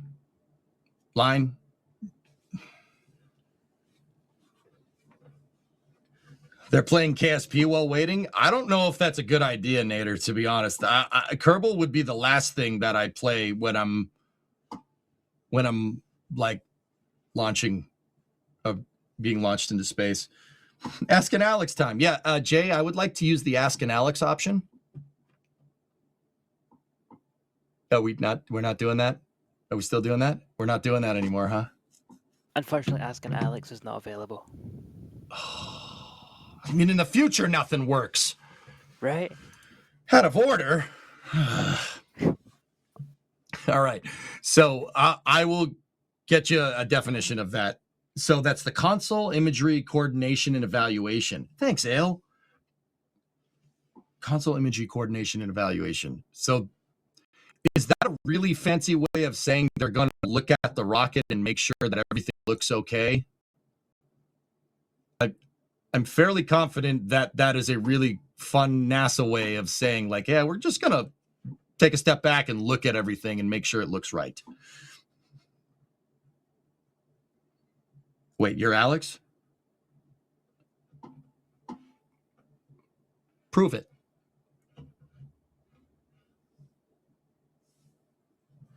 Prove it. I'm going to call him Ale from now on. All right. Ale. Hola. All right. That's definitely him, guys. That's definitely him. We're good. We're good. It's Alex. We do have Ask an Alex. Yes. All right. So yeah, at L-60, the launch director brief, flight vehicle TPS scan results with CIC. I'm pretty sure that's just, let's look at the rocket and make sure everything looks right and go from there. And my buddy Rev over in chat is saying there are people on console that just look over the rocket during countdown and launch. Yeah, absolutely. That's what the launch cameras are for, right? Via the cameras. Dude, I want that job. Hey, AJ, how does it look? Yeah, control. It looks real good. It looks real good. You know? All right. So L-40 minutes and holding. Built-in 30-minute countdown hold begins at L-30 minutes. Final NASA test director NTD briefing is held. At L-20 minutes, or 25 minutes in holding, there's a built-in hold. Transition team to Orion to Earth communication loop following the final NTD briefing. Okay, so that's doing those comm checks that I was telling you guys about, where they're going to make sure that the radios on Orion work. They're going to make sure they can communicate through the ground loop, through tracking, and through TDRS. Tracking data and relay system. Make sure the antennas on the ground work. Make sure the hard line works, which is not going to be working in 15 minutes from this point in the timeline. And make sure that NASA's tracking satellites are working.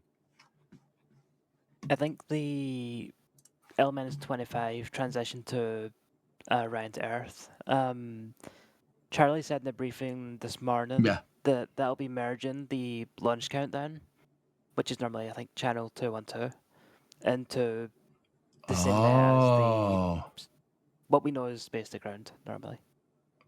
Oh, okay. All right. You're talking about communications loops. Okay, cool. Yep. I misunderstood. They will do those communication checks. I know they'll do that. But this is basically making sure that everybody, we'll speak in Discord terms, right? So if mission control or launch control was a Discord, you'd have everybody in separate channels for different systems on the vehicle.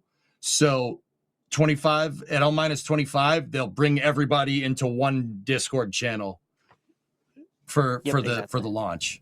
Okay, cool. I wasn't using Slack. I'll use Discord as the example. We're not using Slack. It's Friday night. For real, chat. I know someone was thinking it. Why Discord? Run a Slack. No. It's Friday night. Slack's close. Go grab, right? Go grab a brew or something. Jeez. All right, built-in hold. Launch director polls the team to ensure that they are go. Yep, you guys know what that is. They go around the horn to everybody. You know it from Apollo. Okay, all flight controllers. Yeah, well, that was flight controllers, but you get the idea. They make sure every single person that's monitoring every single system on the rocket is ready. That's what the go no go poll is, and that's why you have a built-in hold here. Because if something isn't go, it gives you a little bit of leeway. All right. Built-in hold. Flight crew visors down. I don't think I need to explain that one. Built-in hold. Flight crew short purge verification.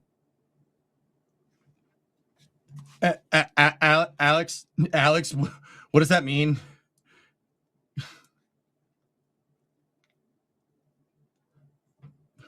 What is crew purge?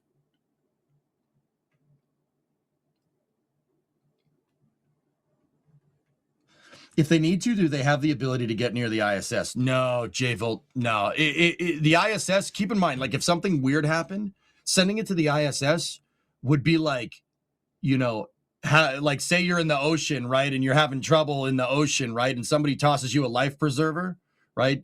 And the beach is like 10 feet away. No, why would you just go to the beach? In an abort, they would just bring them back down. They wouldn't go to the ISS. Now, this version of this Orion capsule does not have a docking port on it.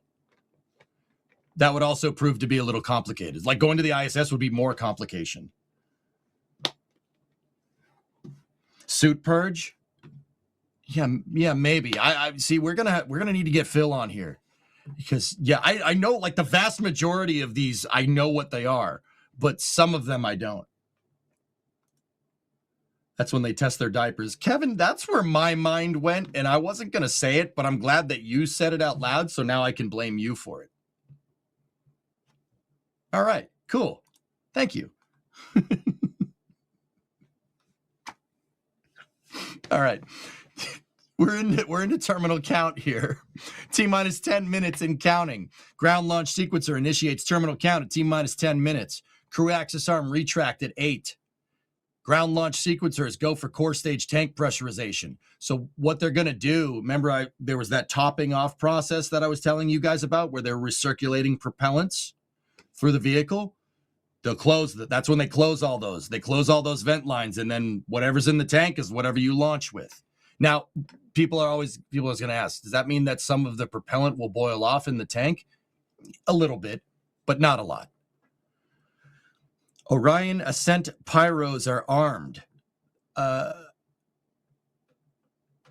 Ascent Pyros. I'm wondering if that has to do with the launch abort system, but I'll have to go. We'll have to go check. Orion moves to internal power at T-minus 6 minutes. Core stage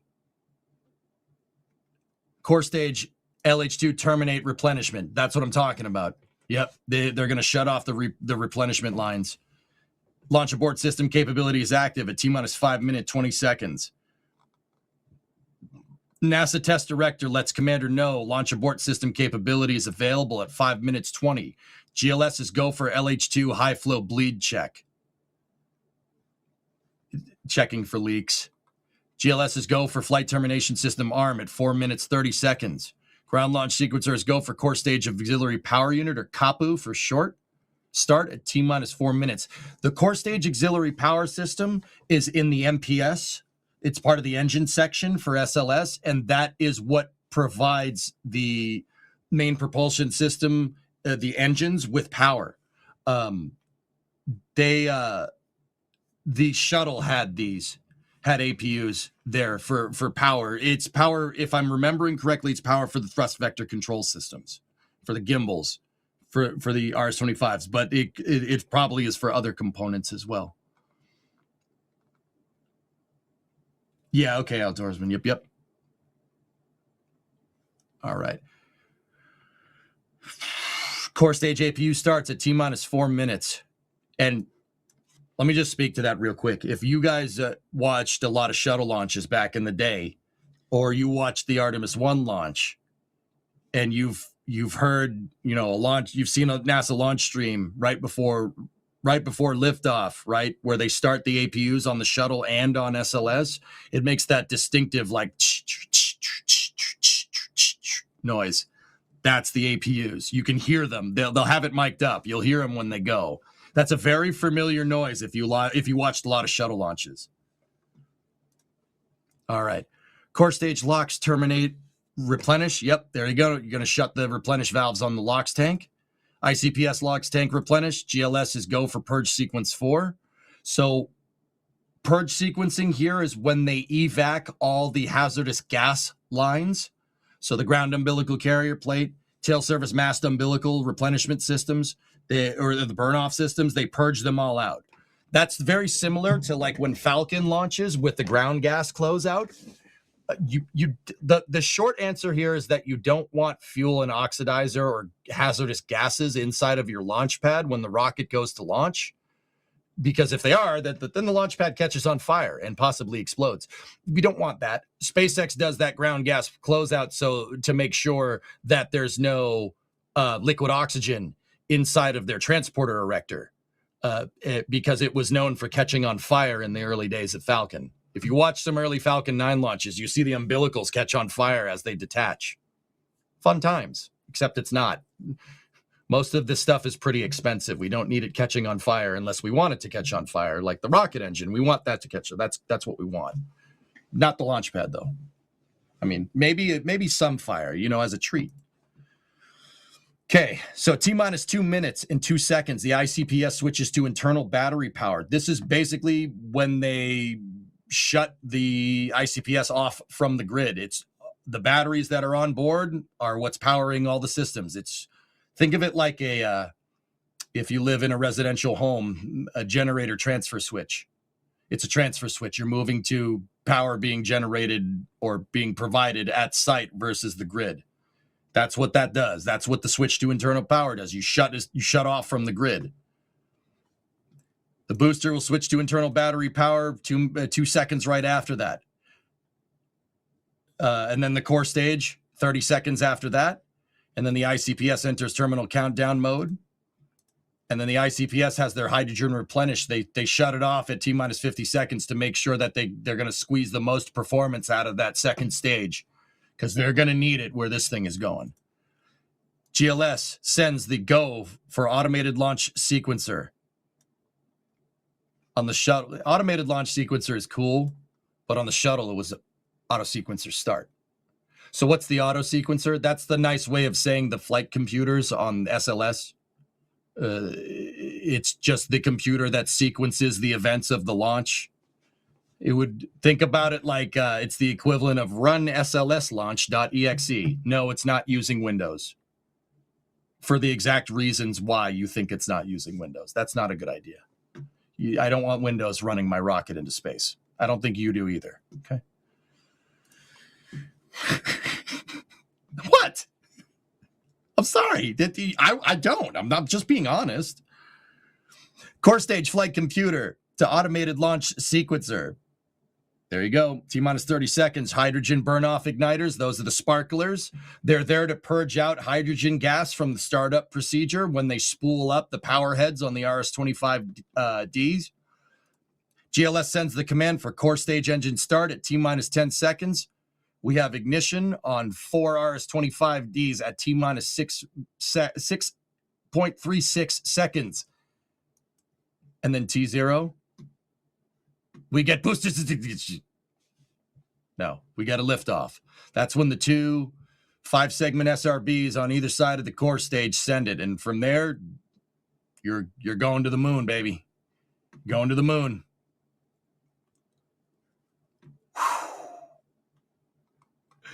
Jay, can you tee up that the infographic showing the launch sequence of events?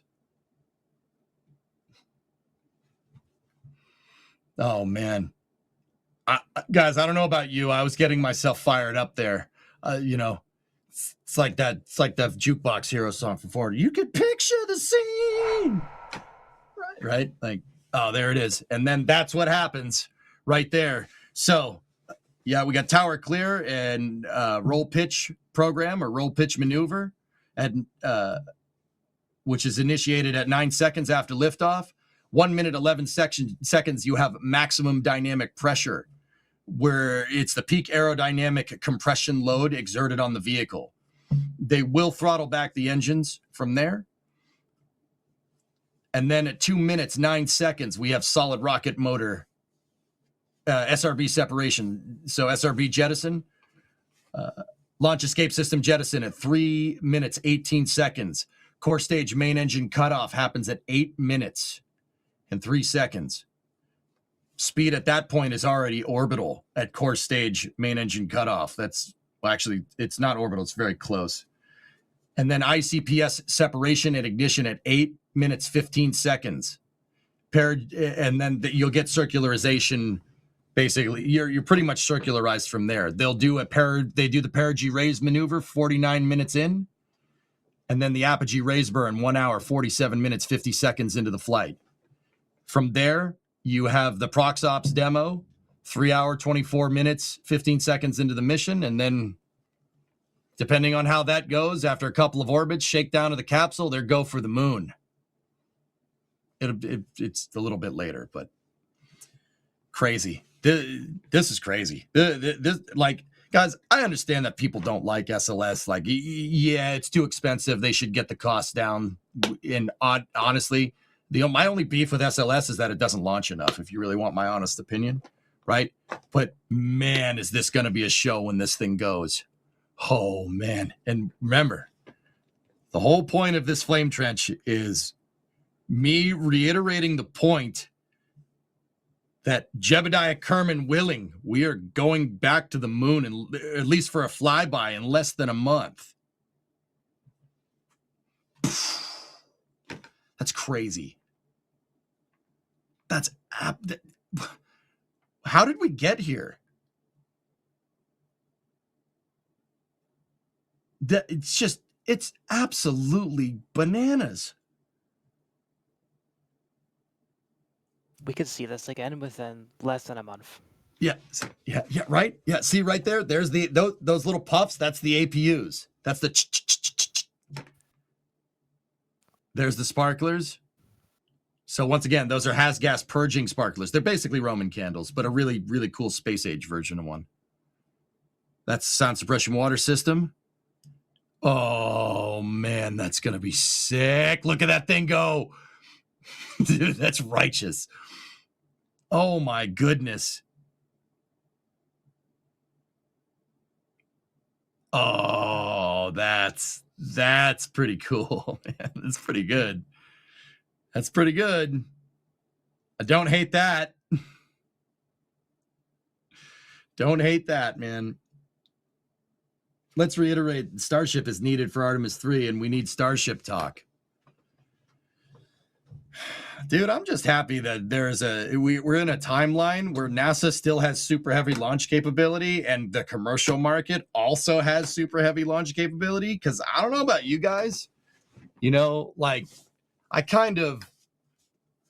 became a I've always liked space flight, dude, but I really got into it in 2010, 2011. That's when I really was like, dude, I really like space. I want to learn more about this.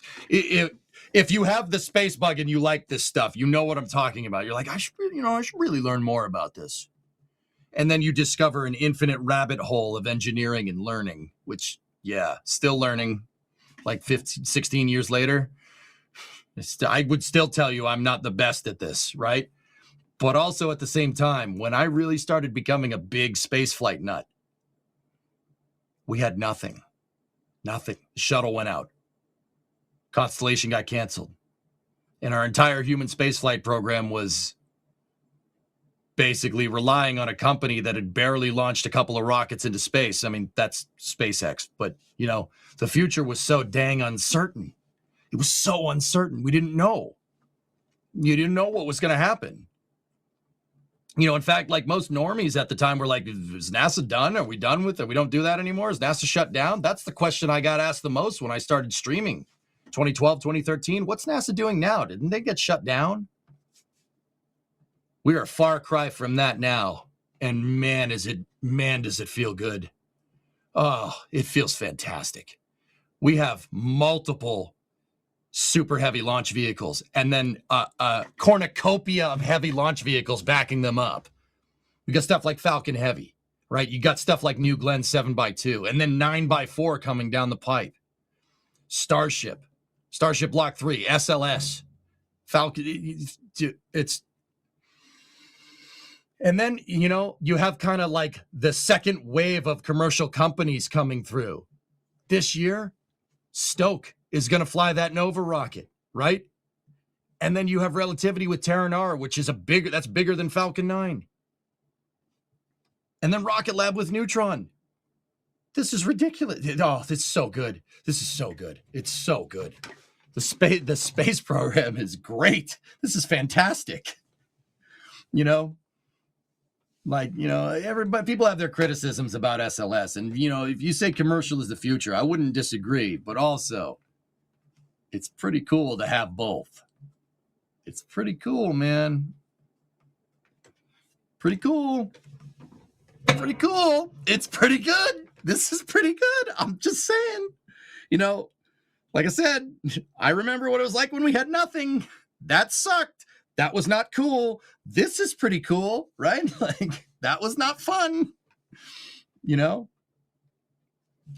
Outdoors and funny story. The man that shall not be named almost got stuck at 39B for Artemis 1 during media setup. Whoops. Yeah, he does that. Yeah, River Turtle, we don't talk about Dream Chaser. We don't talk about that. We don't talk about that. You know, and that's not even, that's just the US. You know, everywhere else around the world, there's new rockets popping up every day. Look at Europe. Look at ESAR. Rocket Factory Augsburg. They'll get one. They'll get it sooner rather than later. The Spectrum launch, ESAR looks to be ready for their Spectrum 2 launch. This is nuts. This is ridiculous. And then, you know, you got Ariane Group doing Ariane Group things. You got Vega C, Ariane 6, which I will say, you know, I don't like giving you guys credit because I think it's funny, but also Ariane 6-4 is a pretty dang good launch vehicle. You could send a pretty hefty payload to Gateway with that thing. That's all I'm saying. That's all I'm saying. We should do that. It's be a good idea. Yeah, there's PLD with Mira 5. Like, this is ridiculous. This is great. So many rockets. This is fantastic. We went from being lucky to have 3 launches of anything in a year to having 2 to 3 every other day. I know, Michael, isn't it great? And now we're here. Rollout for Artemis 2 is tomorrow. Back to the moon. That's the prize. That's the prize that we've been chasing. That's the big one as spaceflight fans. I mean, for some of you guys, it's going to Mars, all right? Which, yeah, that will happen. You know, if we keep going on this trajectory, that will happen. But ever since I was like 5 years old and I understood the concept, I was able to rationalize the concept of spaceflight in young EJ's mind. I've been dreaming about this day. When are we going back to the moon? I used to ask my dad that all the time. Just, oh man, we're this close. We're this close. It's great. Enjoy the ride. It's going to be excellent. I mean, it's not going to be as good a ride as, you know, Reed, Victor, Christina, and Jeremy are going to have. They're going to have a really fun ride. But, you know, like I said, we're the cheerleaders. All good vibes from here on out. You know, EJ. What's up, man? When we get a date for Artemis 2, you know where you can put that date? In your NSF calendar. Oh, look at that. We got a 2026 spaceflight calendar. You could go on next spaceflight and you could mark every single day that we have a launch in your NSF calendar that you can buy, featuring a bunch of pictures from the very talented photographers that we have here, the unsung heroes of NSF, bringing you amazing launch pictures to go in your fantastic calendar.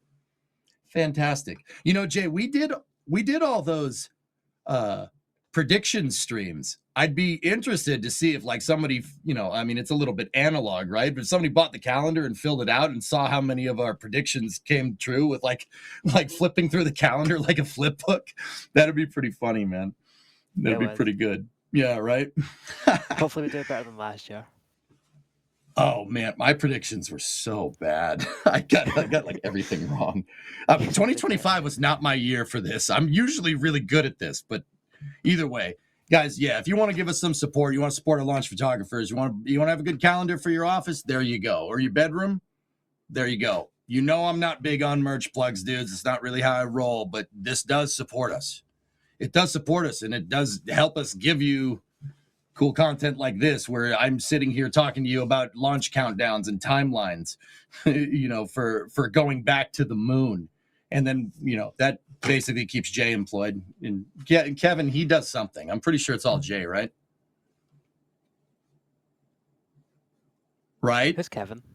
Yeah, that's right. All right. Anyway, guys, yeah, you want to go buy a calendar, you need a calendar for your office, bedroom, consider giving us some support. We'd really appreciate it. Anyway, how long have we been going here, Jay? We started about 5:10, sort of 3 years, 3.5 hours in. 2.5. No, two. We gotta be a little over two. Little over two. Yeah, math is hard. Don't do math while live.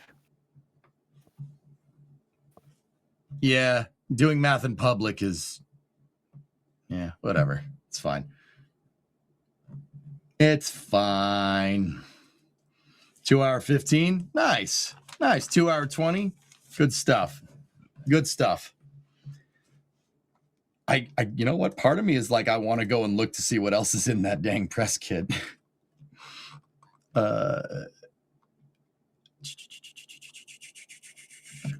There's weather criteria for the rollout tomorrow.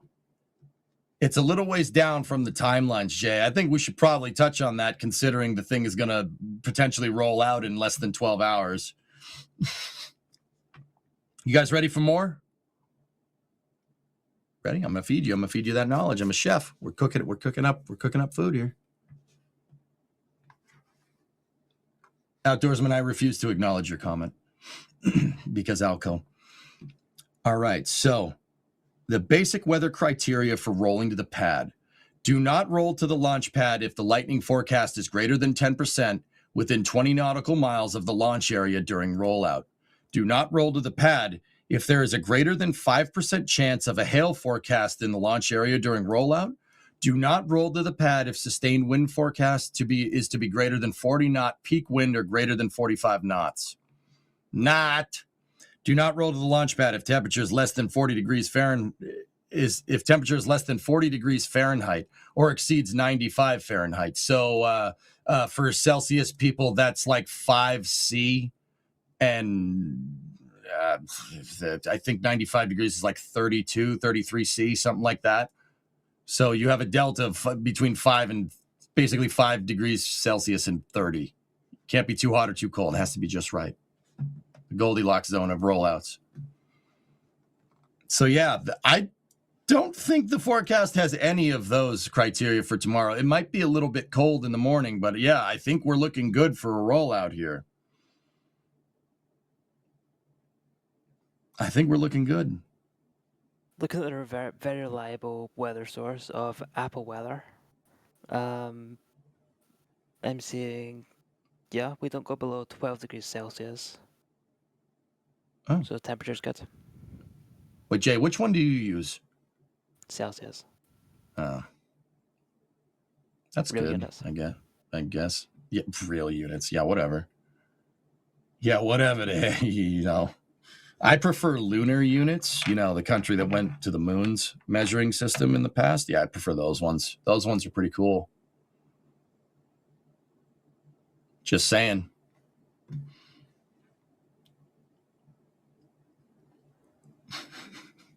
What is the rollout duration? I think it's 8 hours. They're gonna go 1 mile an hour, which is 1.6 kilometers an hour, if I'm remembering that correctly. They're gonna see that road there. That's called the Crawler Way, and it's about the size of like a 10-lane highway. Yeah, they're gonna roll out all the way to 39B. Yeah, 1 mile an hour. See, that's where they take the left turn at Albuquerque to get to 39B. Yeah. Actually, yeah. Okay. So over 8 hours there from this sweet NSF infographic. Yeah. In 12 hours-ish. Yeah. Cool. Yeah. So Guys, the reason why, and I know what people are going to ask, why go so slow? And the long story short is that you don't want to shake the rocket.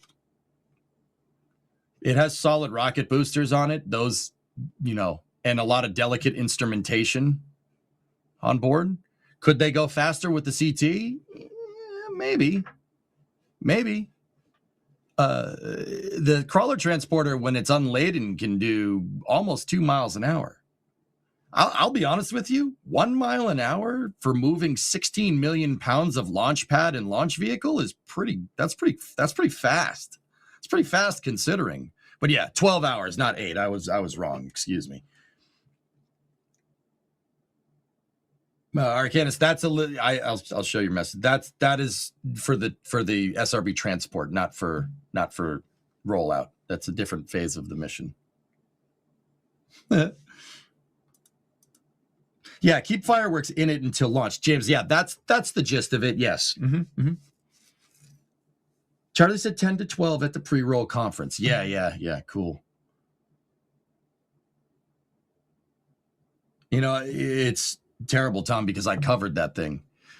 I covered that press conference, but I was answering questions in my own chat while the press conference was going on. It's probably a dumb thing to do. I'm going to have to go rewatch that presser. Yeah. They're literally moving a skyscraper, right, Daytown? It's pretty crazy. Pretty crazy, dudes. Okay, but like I said,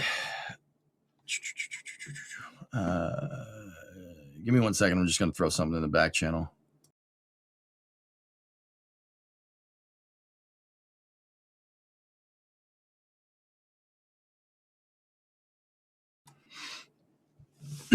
Sorry, I was just yelling at Jay. I wasn't. Jay's cool. You like them. All right.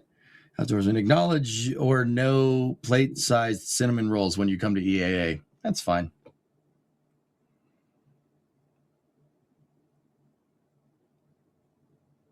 Okay. Is the structural integrity of SLS weaker without fuel on board? Yeah, Gareth, that's the case for most rockets. Actually, super interesting thing. SLS, the core stage, the stuff that does need to be filled, the parts of the vehicle that do need to be filled up on the pad is actually sagging. It's actually kind of sagging over when they're moving it. And only when they fill it up with cold propellants does it contract and actually get rigid. Yeah. Like, say we were doing some Kerbal Space Program stuff and we wanted to launch SLS with no fuel in the core stage, right? It wouldn't work unless there's fuel in the core stage. You wouldn't be able to do it. The vehicle is not structurally able to withstand its flight regime with no fuel in the core stage tank. What time is NSF going to go live tomorrow? Cooks, that's a good question. I can answer that. Yeah, Jay, Current what do we plan got? Is 7 a.m. Eastern. You're going to go live at 7 a.m. Eastern? Correct. Okay, cool. Sweet. And then Jared is doing a crew event with media at 9 a.m. Eastern. At 9. Yep, there you go. And all the coverage, NSF's going to give you all the coverage. It's going to be pretty good stuff. Logan, would an SPMT be able to move the SLS?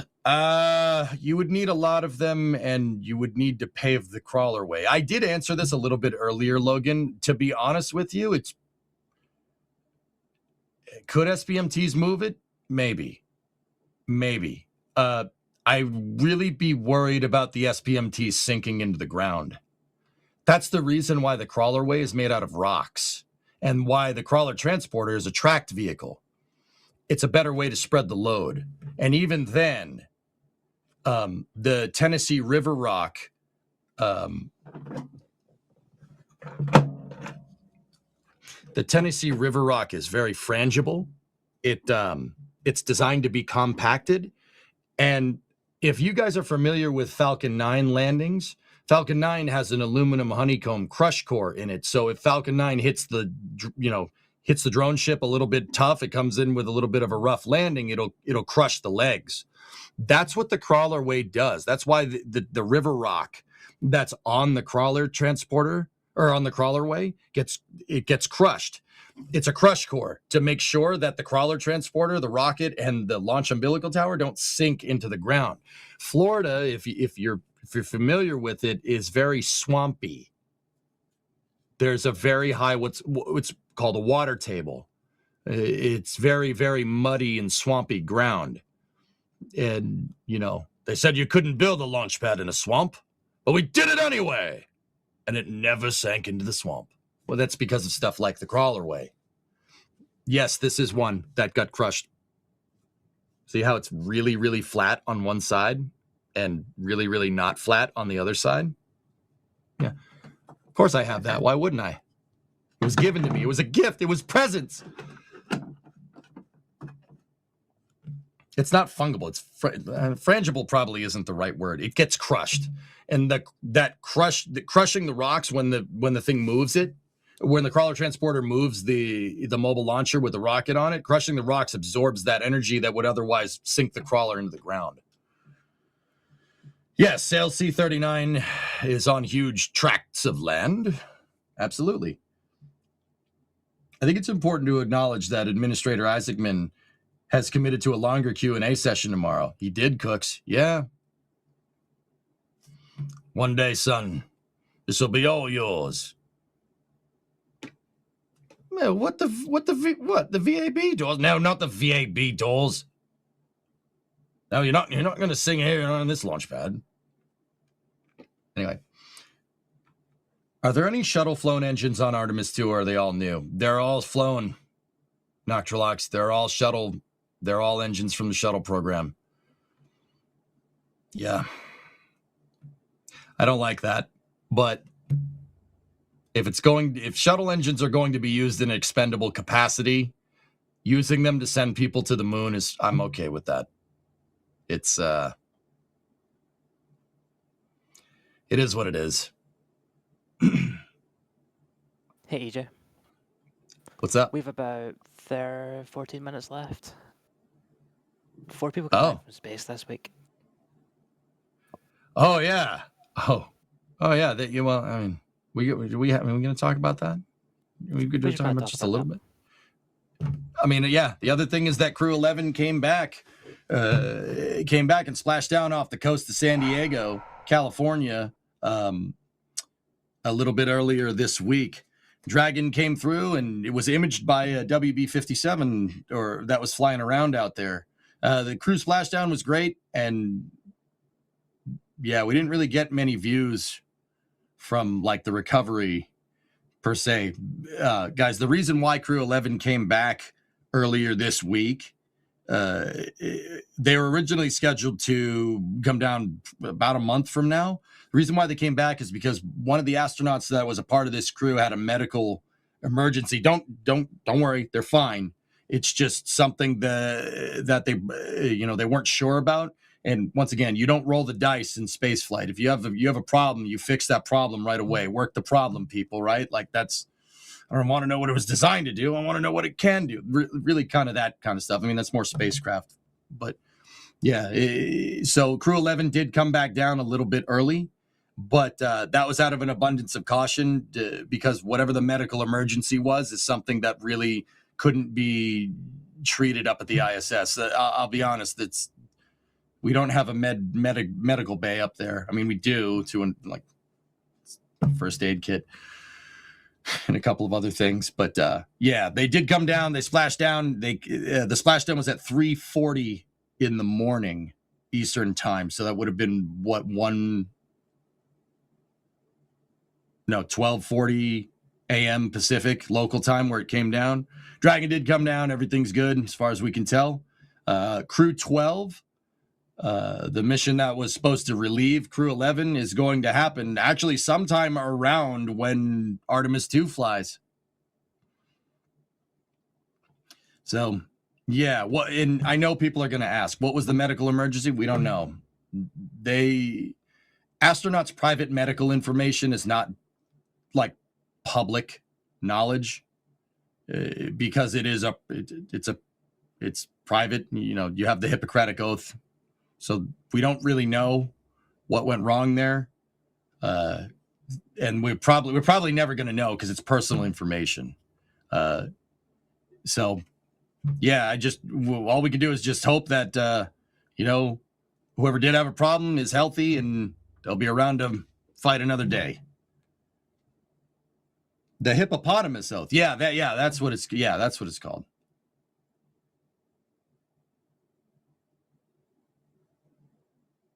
Hopefully it doesn't end up being something too serious. Well, Jaden, I don't think it's something too crazy, to be honest with you. I don't think it's something too incredibly nuts. The reason why is because if it was a real problem, they would have brought him down sooner.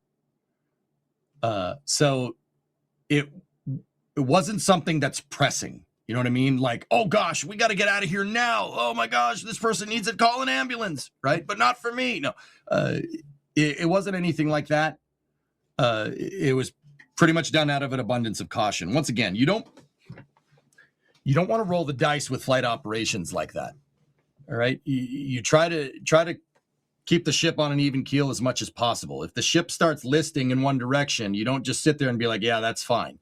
Correct it and go be preemptive about this stuff and don't take any chances that you don't need to.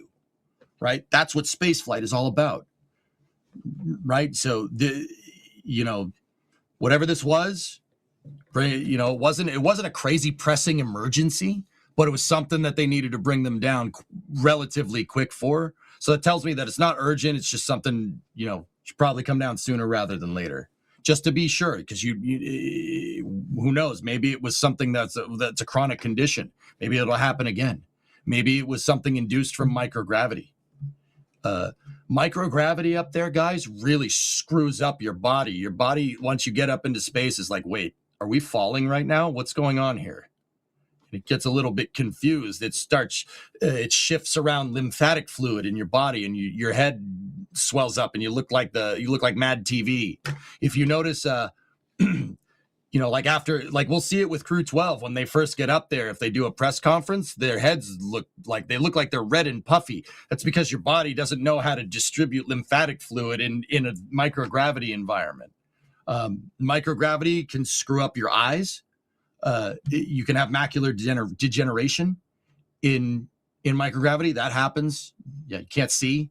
All of a sudden you wake up one day and you can't see nothing. You're like Han in Carbonite. You know what I mean? Not exactly like that, but you get the idea. It's a good reference, and I took it. I'm going to do it. Of course I'm going to do that. But, there's a lot of things. So from the press conference about bringing the crew home early, the doctor, NASA's chief medical doctor, said that it was microgravity induced, and that's all they're going to say. So it's something from being up in space for a long time. And that's all we know. And that's all we'll ever know. But yeah, that is not a specific thing. There's 1,000 different things that affect your body when you're up in space.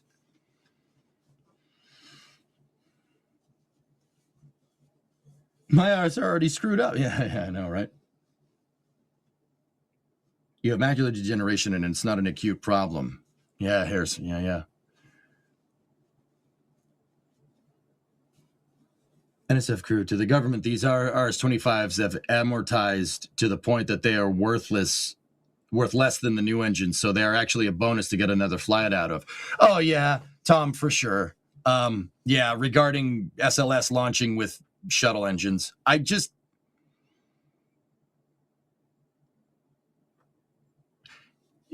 Tom, you ever seen Ferris Bueller? Ferris Bueller's Day Off. Sorry, we have a lot of younger people here. They might not know, but if you're an older guy like me, you know the Ferrari, the 1962 Ferrari GTB. It is his love. It is his life. It is his fault. He forgot to lock the keys. Right? RS-25 engines to rocket engines are what that Ferrari is to cars. Right? And if you've seen Ferris Bueller, you know what happens, right? Seriously, it's not necessarily with me. Like, it's not about like, oh, it's a shuttle engine, right? It's that you're throwing away a Ferrari, man. You're throwing away a Ferrari, dude. Those RS25s, guys, like I understand that Raptor 3 is the new hotness, and I won't disagree. But let me put it to you like this. RS25 engines are a product of the 70s. They started drawing the designs up for them in 1972, 73, and started doing testing with it, I think 75, 76. And then they flew on the space shuttle, first flight in 1981. It's a product of the 1970s. Even by today's standards, RS25s are insanely good engines. Now think about this. You want a material science quiz here? How much you think an RS25 weighs? It's about as big as a semi-truck. How much you think it weighs? Seriously, don't Google it. If I told you that the RS25, despite being the size of a tractor trailer, weighs as much as a regular car, would you believe me? Because it does. That engine is absurdly light for what it does. It was the Raptor 3 of its time, and it was so good that even by today's standards, it's an amazing engine. 3 tons, 3,000 kilos for an RS25. Think about that. That's really light considering how big one of those things are. It really hurts to see them get thrown away because it's such a good motor that it was never designed for that. It was designed to be reused a lot. Like I said, it was the Raptor or Merlin engine of its time. That was the new hotness, right? Yeah, it kind of kills me to see them used this way, right? Like Ferris Bueller is a good example. I won't spoil it if you haven't seen it, but yeah, sorry, it's 4 to 5 tons. I was Raptor 3 in my head. It's 4 to 5 tons on that engine, but that's still nothing. That is nothing. Look how much an RS68 weighs. And then get back to me. An RS68, a simpler engine. Look at how much that thing weighs. You'd be amazed. Yeah, I didn't say it right. Sorry. Rattling off the top of my head, and doing math in public. You get the idea. But anyway, Jay, are we about ready? Is it that time? Is this where I leave you? We have 3 minutes, 50 seconds. All right.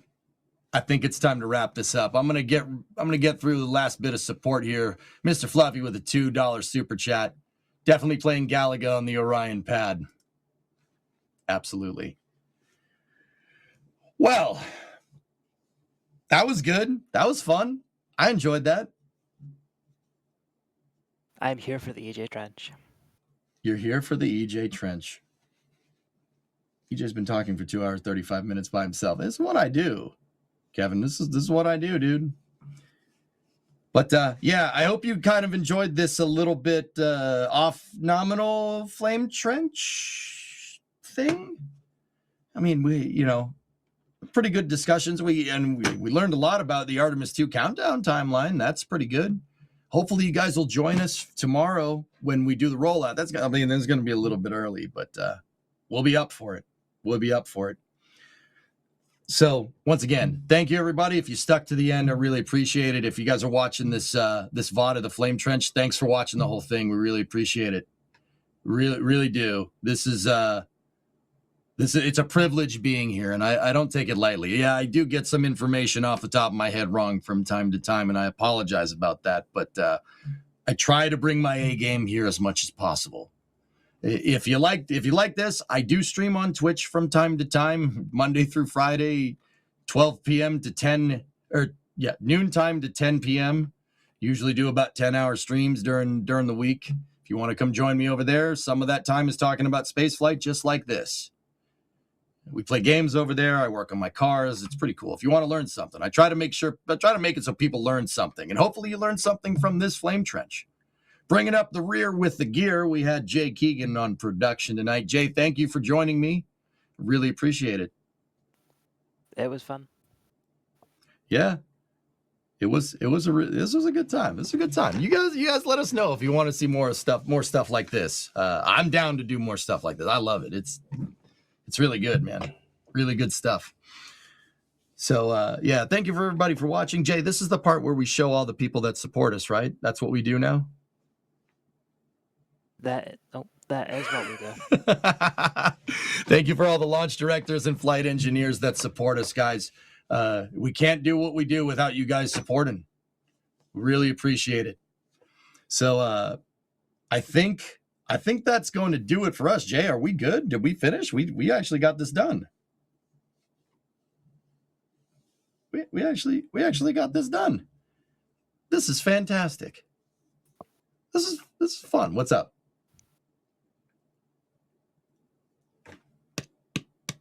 Jay, this is Flame Trench host, UHF com check. I accidentally restarted Discord. Oops. You hit the wrong button? We made it this far and you hit the wrong button? I control R the wrong window. Twice is coming out. Oh. That's because. Oh, yeah, dude. We got This Week in Spaceflight coming up here in about 30 seconds. Guys, if you want to join us through, we'll send you right through that. If you stay tuned, you go over there. This Week in Spaceflight is basically doing what I do here, except not being an idiot. You know, so if you want a more formal version of this, probably go check that out. So for now, I'm EJ. I stream over on Twitch. Thank you very much for watching, everybody. I hope you have a good night. Let's go watch Twist. And here we go.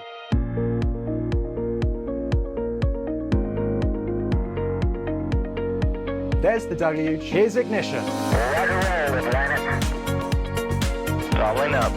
Did it just do a Kerbal? Back to the moon and beyond. Put that in the big bag, you know. Back at home, we all have a lot of work to do, but from here, that sure looks like a perfect world. Propulsion continues to be normal. We did have an observation. Equalize. 343 unfolds to go. It's orange. Water towers, fly!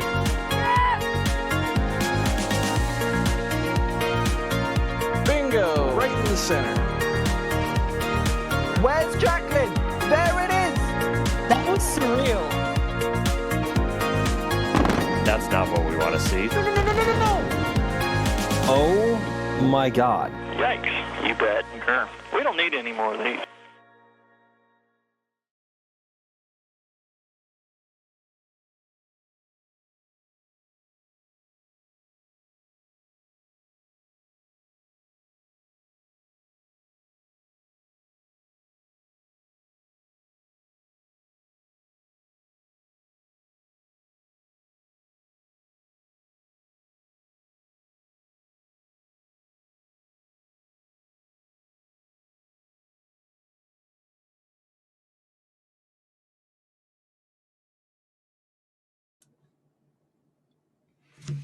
We are clear from every. Oh, maybe not.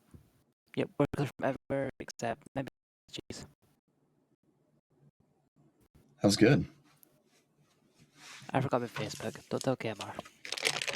You forgot.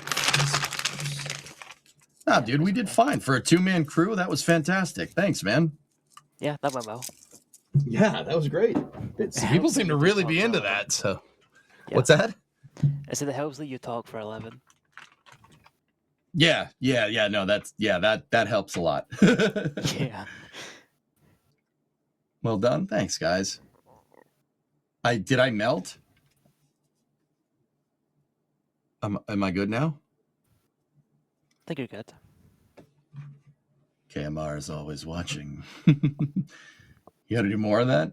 Well, actually, I kind of made a New Year's resolution, Jay, to try and volunteer for at least one NSF cast a week aside from Flame Trench. But that was pending me.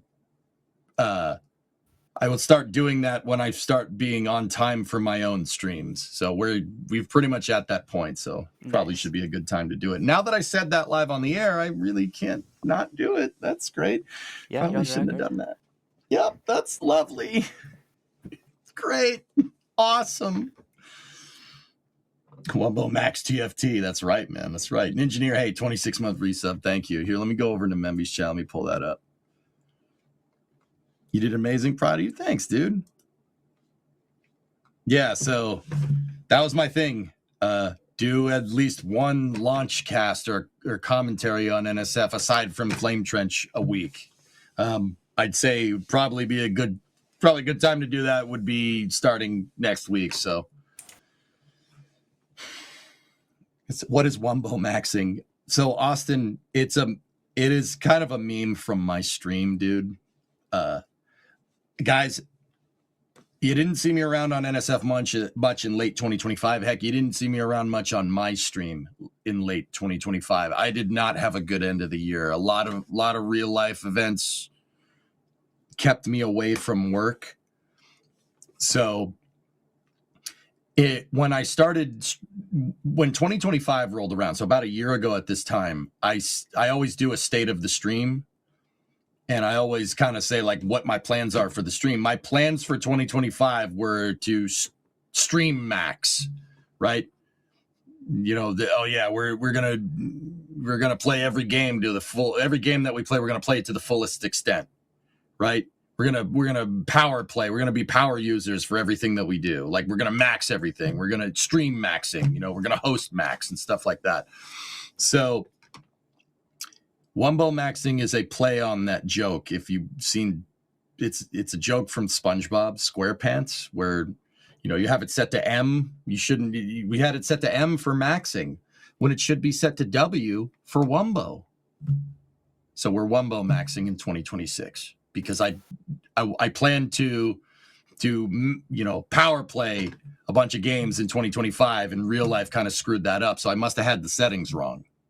That's the joke. Tom T. Ray. All right, frowning. Yeah, Tom. No, that was a good question that you asked, dude. Yeah, about the shuttle engines at the end, like, or good statement that you didn't ask a question. You said something, and yeah, that allowed me to kind of elaborate on the Ferrari, man. The Ferraris, dude. RS25s are amazing. It kills me to see them do that. It kills me to see them on the back of an expendable rocket. That's just not right. That's not right. That's like buying a Ferrari and going grocery shopping with it. It's just not right. That's not right, man. It's a race car. How dare you put groceries in it? What are you doing? Right? Like, but also, if it's to get people out to the moon, I guess I'm okay with it, but it still hurts.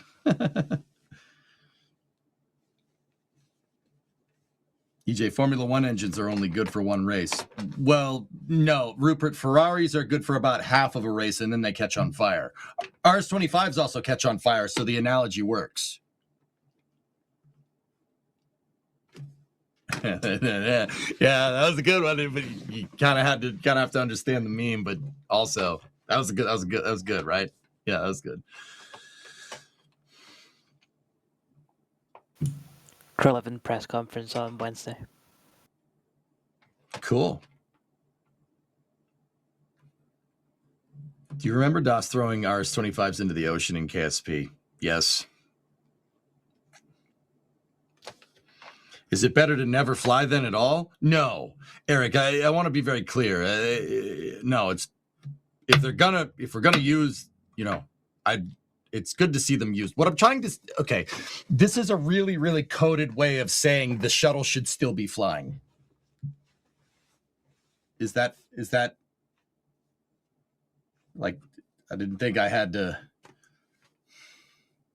be that candid. Our RS-25s and space shuttle main engines, Block 2 SSMEs should not be on an expendable rocket. They should be on something that's reusable. You're telling me like all this time we couldn't have kept flying the shuttle? Come on now. Of course we could have. We didn't, they got rid of the shuttle because Constellation was supposed to replace it, and then they got rid of Constellation. If they got rid of Constellation, they should have kept flying the damn shuttle. And it would have been great to keep on all those people that knew how to put shuttle stacks together. Maybe we would have gotten an SLS stack quicker, but yeah, positive vibes, positive vibes. We have one anyway. It's fine. I'm not bitter. It's fine. You didn't just throw them in the ocean. He used it. He used them to make submarines. Yeah, he would do that. New shuttle should be flying. Yeah, there you go, J-Volt. There you go. What was the plan for Shuttle C engine-wise? So, Jewel, that's actually a really good question. The Shuttle C was supposed to utilize engines. They were supposed to utilize Space Shuttle main engines, but they were supposed to use SSMEs that were at the end of their operational life.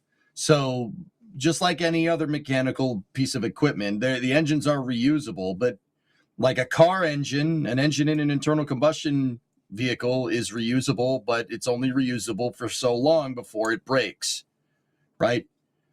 When the RS-25s were reaching their end of life, they would have used them for Shuttle C and expended them and then just bought new ones. That was the idea. A really good idea, if you ask me, but yeah, we never did that. We didn't have the gumption to do it. The lost institutional knowledge is a real thing. I've talked about that, Eric. Part of the reason why SLS has taken so long is because we needed to relearn how to literally put a vehicle together. Because we haven't done it in a very long time.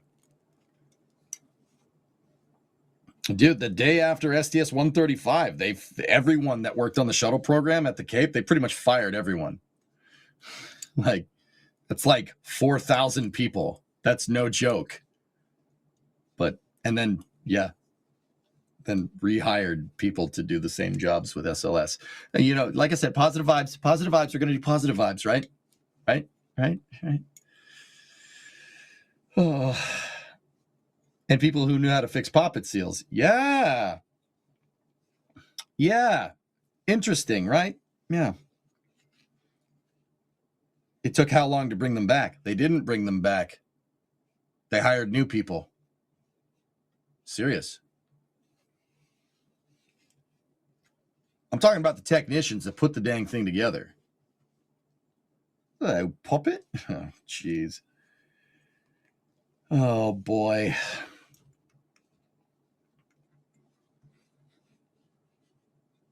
What were the other hosts up to tonight? Rockets, it's mostly just getting ready for the rollout stream tomorrow, dude. Yeah, that's the real big one.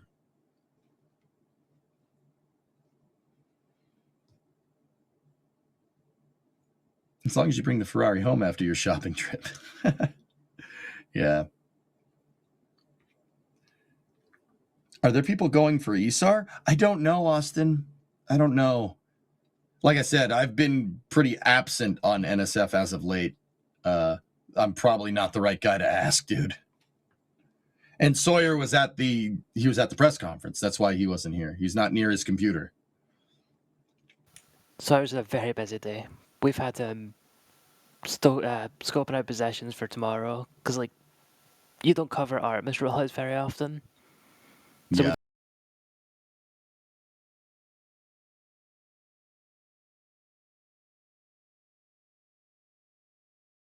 No. Max is probably there helping him, yeah?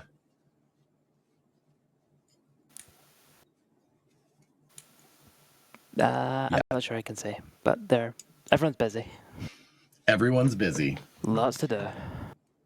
Am I the only one who says roll out in Optimus Prime's voice? Yeah. Speaking of the shuttle, you mentioned before that post-Challenger, you'd make it safer by flying more. Can you talk more about that? If you see when... All right. The shuttle was designed to be a space plane. It was designed to be an aircraft that you basically fly into space, right? What the expectations for that vehicle were that it should be like a 737, right? In terms of reusability. Now, you tell me, if you bought a 737, which is designed to basically fly every day, right? It's something that's designed to fly every day. And then you decided that you were going to fly it once or twice a year. Would the cost justify the vehicle? If you're only flying once or twice a year, why would you own a business jet? Why would you own a 737? That doesn't make any sense. Right? How a 737 stays reliable is flying it a lot. And A&P, aircraft technicians, A&P's doing the routine maintenance, right? But you have, long story short, the shuttle was engineered to be like that. And if it was engineered to be like that, you would have to, if you followed through with it, it would have become more reliable, just like an airplane would. The worst thing that an airplane can do is sit on the ground and do nothing. That is the worst thing that you can do for an airplane. The shuttle is no exception.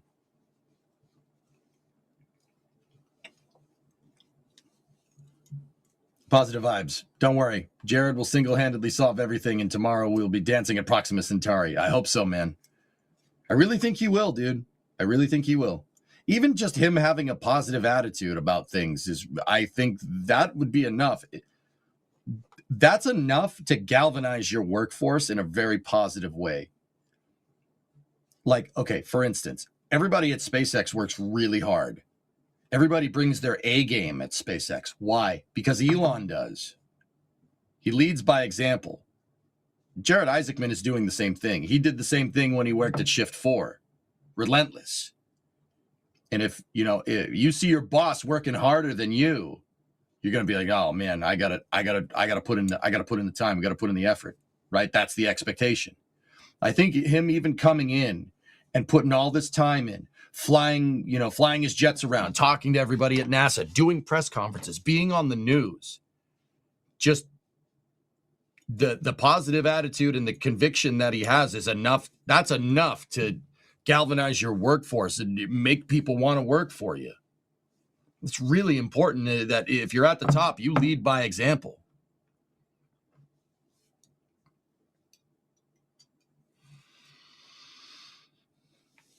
When does it launch? Square Artemis 2 is set to go off in about 3 weeks from now, give or take. It depends on how good the testing regime goes when they roll it out to the pad. Pad rollout is tomorrow. So I'll have that answer. The launch date will come much more into focus over the next week or so. Yeah, exactly, Moist. That's what I'm talking about. That's what I mean. Look at the comparison to the last dude. Last dude was at some press conferences. Jared Isaacman's everywhere. He's at every press conference. Well, I mean, he wasn't at the one today, but he's there. He's on the news. He's talking to major news networks about what NASA is doing and what their goals are. He's communicating a very, very clear and concise message. It's lovely. It's lovely. And you know what's even better? He has the support of Congress behind him and the executive branch too. You guys got to remember, Jared Isaacman got confirmed with a supermajority in the Senate. He has friends in Congress. This is the perfect storm of being able to be productive and get things done at NASA. I will remind everybody else, James Webb was the same way. James Webb was the NASA administrator during the Apollo program. Just saying. Just putting it out there.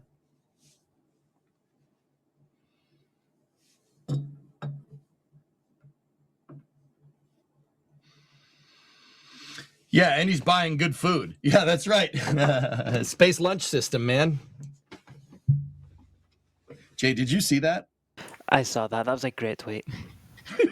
I couldn't believe it, dude. We were looking over the CSJ spending bill, and I was like, no, there's no way. There's no, oh, no. And then he replied, man. I got to talk to him the other day. That made me really happy.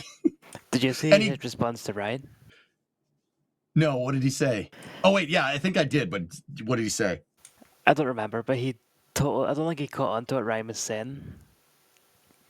And thought he was being serious. Oh, jeez. Dude, Ryan got grilled in the comment section from his joke about my joke. I don't think people realized we were kidding because it says space lunch system. But this is what I think is cool about Jared Isaacman. He got my joke. I said space lunch system. John Young would be proud. And then he said corned beef sandwiches. I'm like, dude, you're the man. You are absolutely the right guy for the job. Oh, that made me so happy. And then somebody else didn't get it and proceeded to type out a rant about how SLS is too expensive. I'm like, bro, calm down. It says space lunch system. Yeah, right. Yeah, exactly. Hey, House, thanks for the 13-month resub, dude. I appreciate it. Oh, boy. All right. It's 8 o'clock, guys. I was going to go play more My Winter Car over on my end because I'm going to get up for rollout tomorrow. So we only got a couple more hours to being able to play some games. So Twitch chat, what say you? We down for more Winter Car? Night Sun Temple. When is rollout UTC? Noon UTC. Noontime, yeah. Yeah, thanks, Jay. Currently, there's like no chance that sticks, but that's the current first motion. Yep. So, yeah, Jay, I think we'll pack it in over. We'll pack it in here. This was good, man. This was a good one. Yep.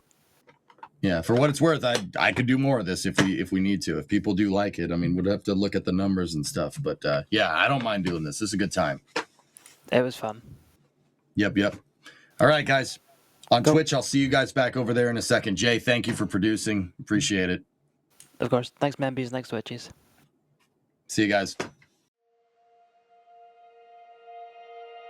And here we go.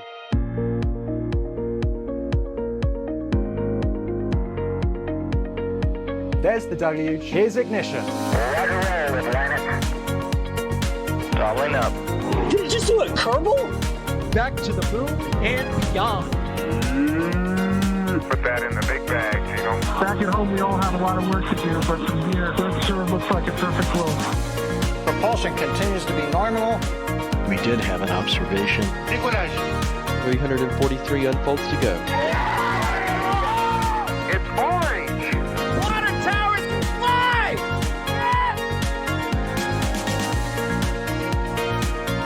Bingo! Right in the center. Where's Jacqueline? There it is! That was surreal. That's not what we want to see. No! Oh my God. Yikes. You bet. We don't need any more of these.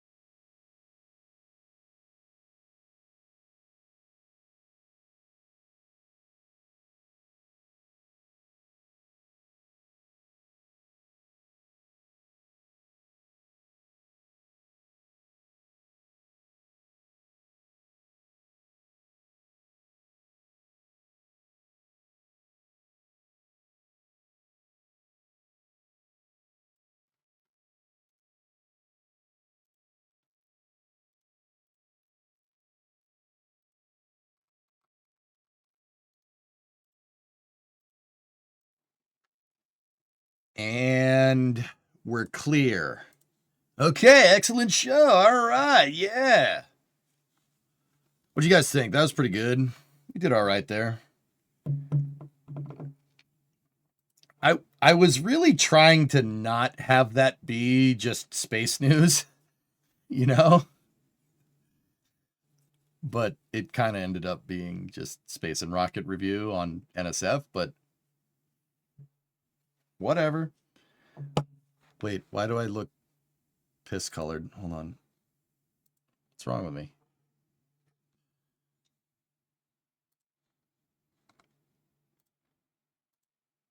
There we go. There we go. You survived the solo. It was more EJ stream. Felt like space news. Yeah. People over on NSF seem to like it. Like they're the viewers that are over there. I mean, I know there's some crossover here, but I know what's wrong. The freaking car is still in pieces. All right, all right. Message received. Jeez.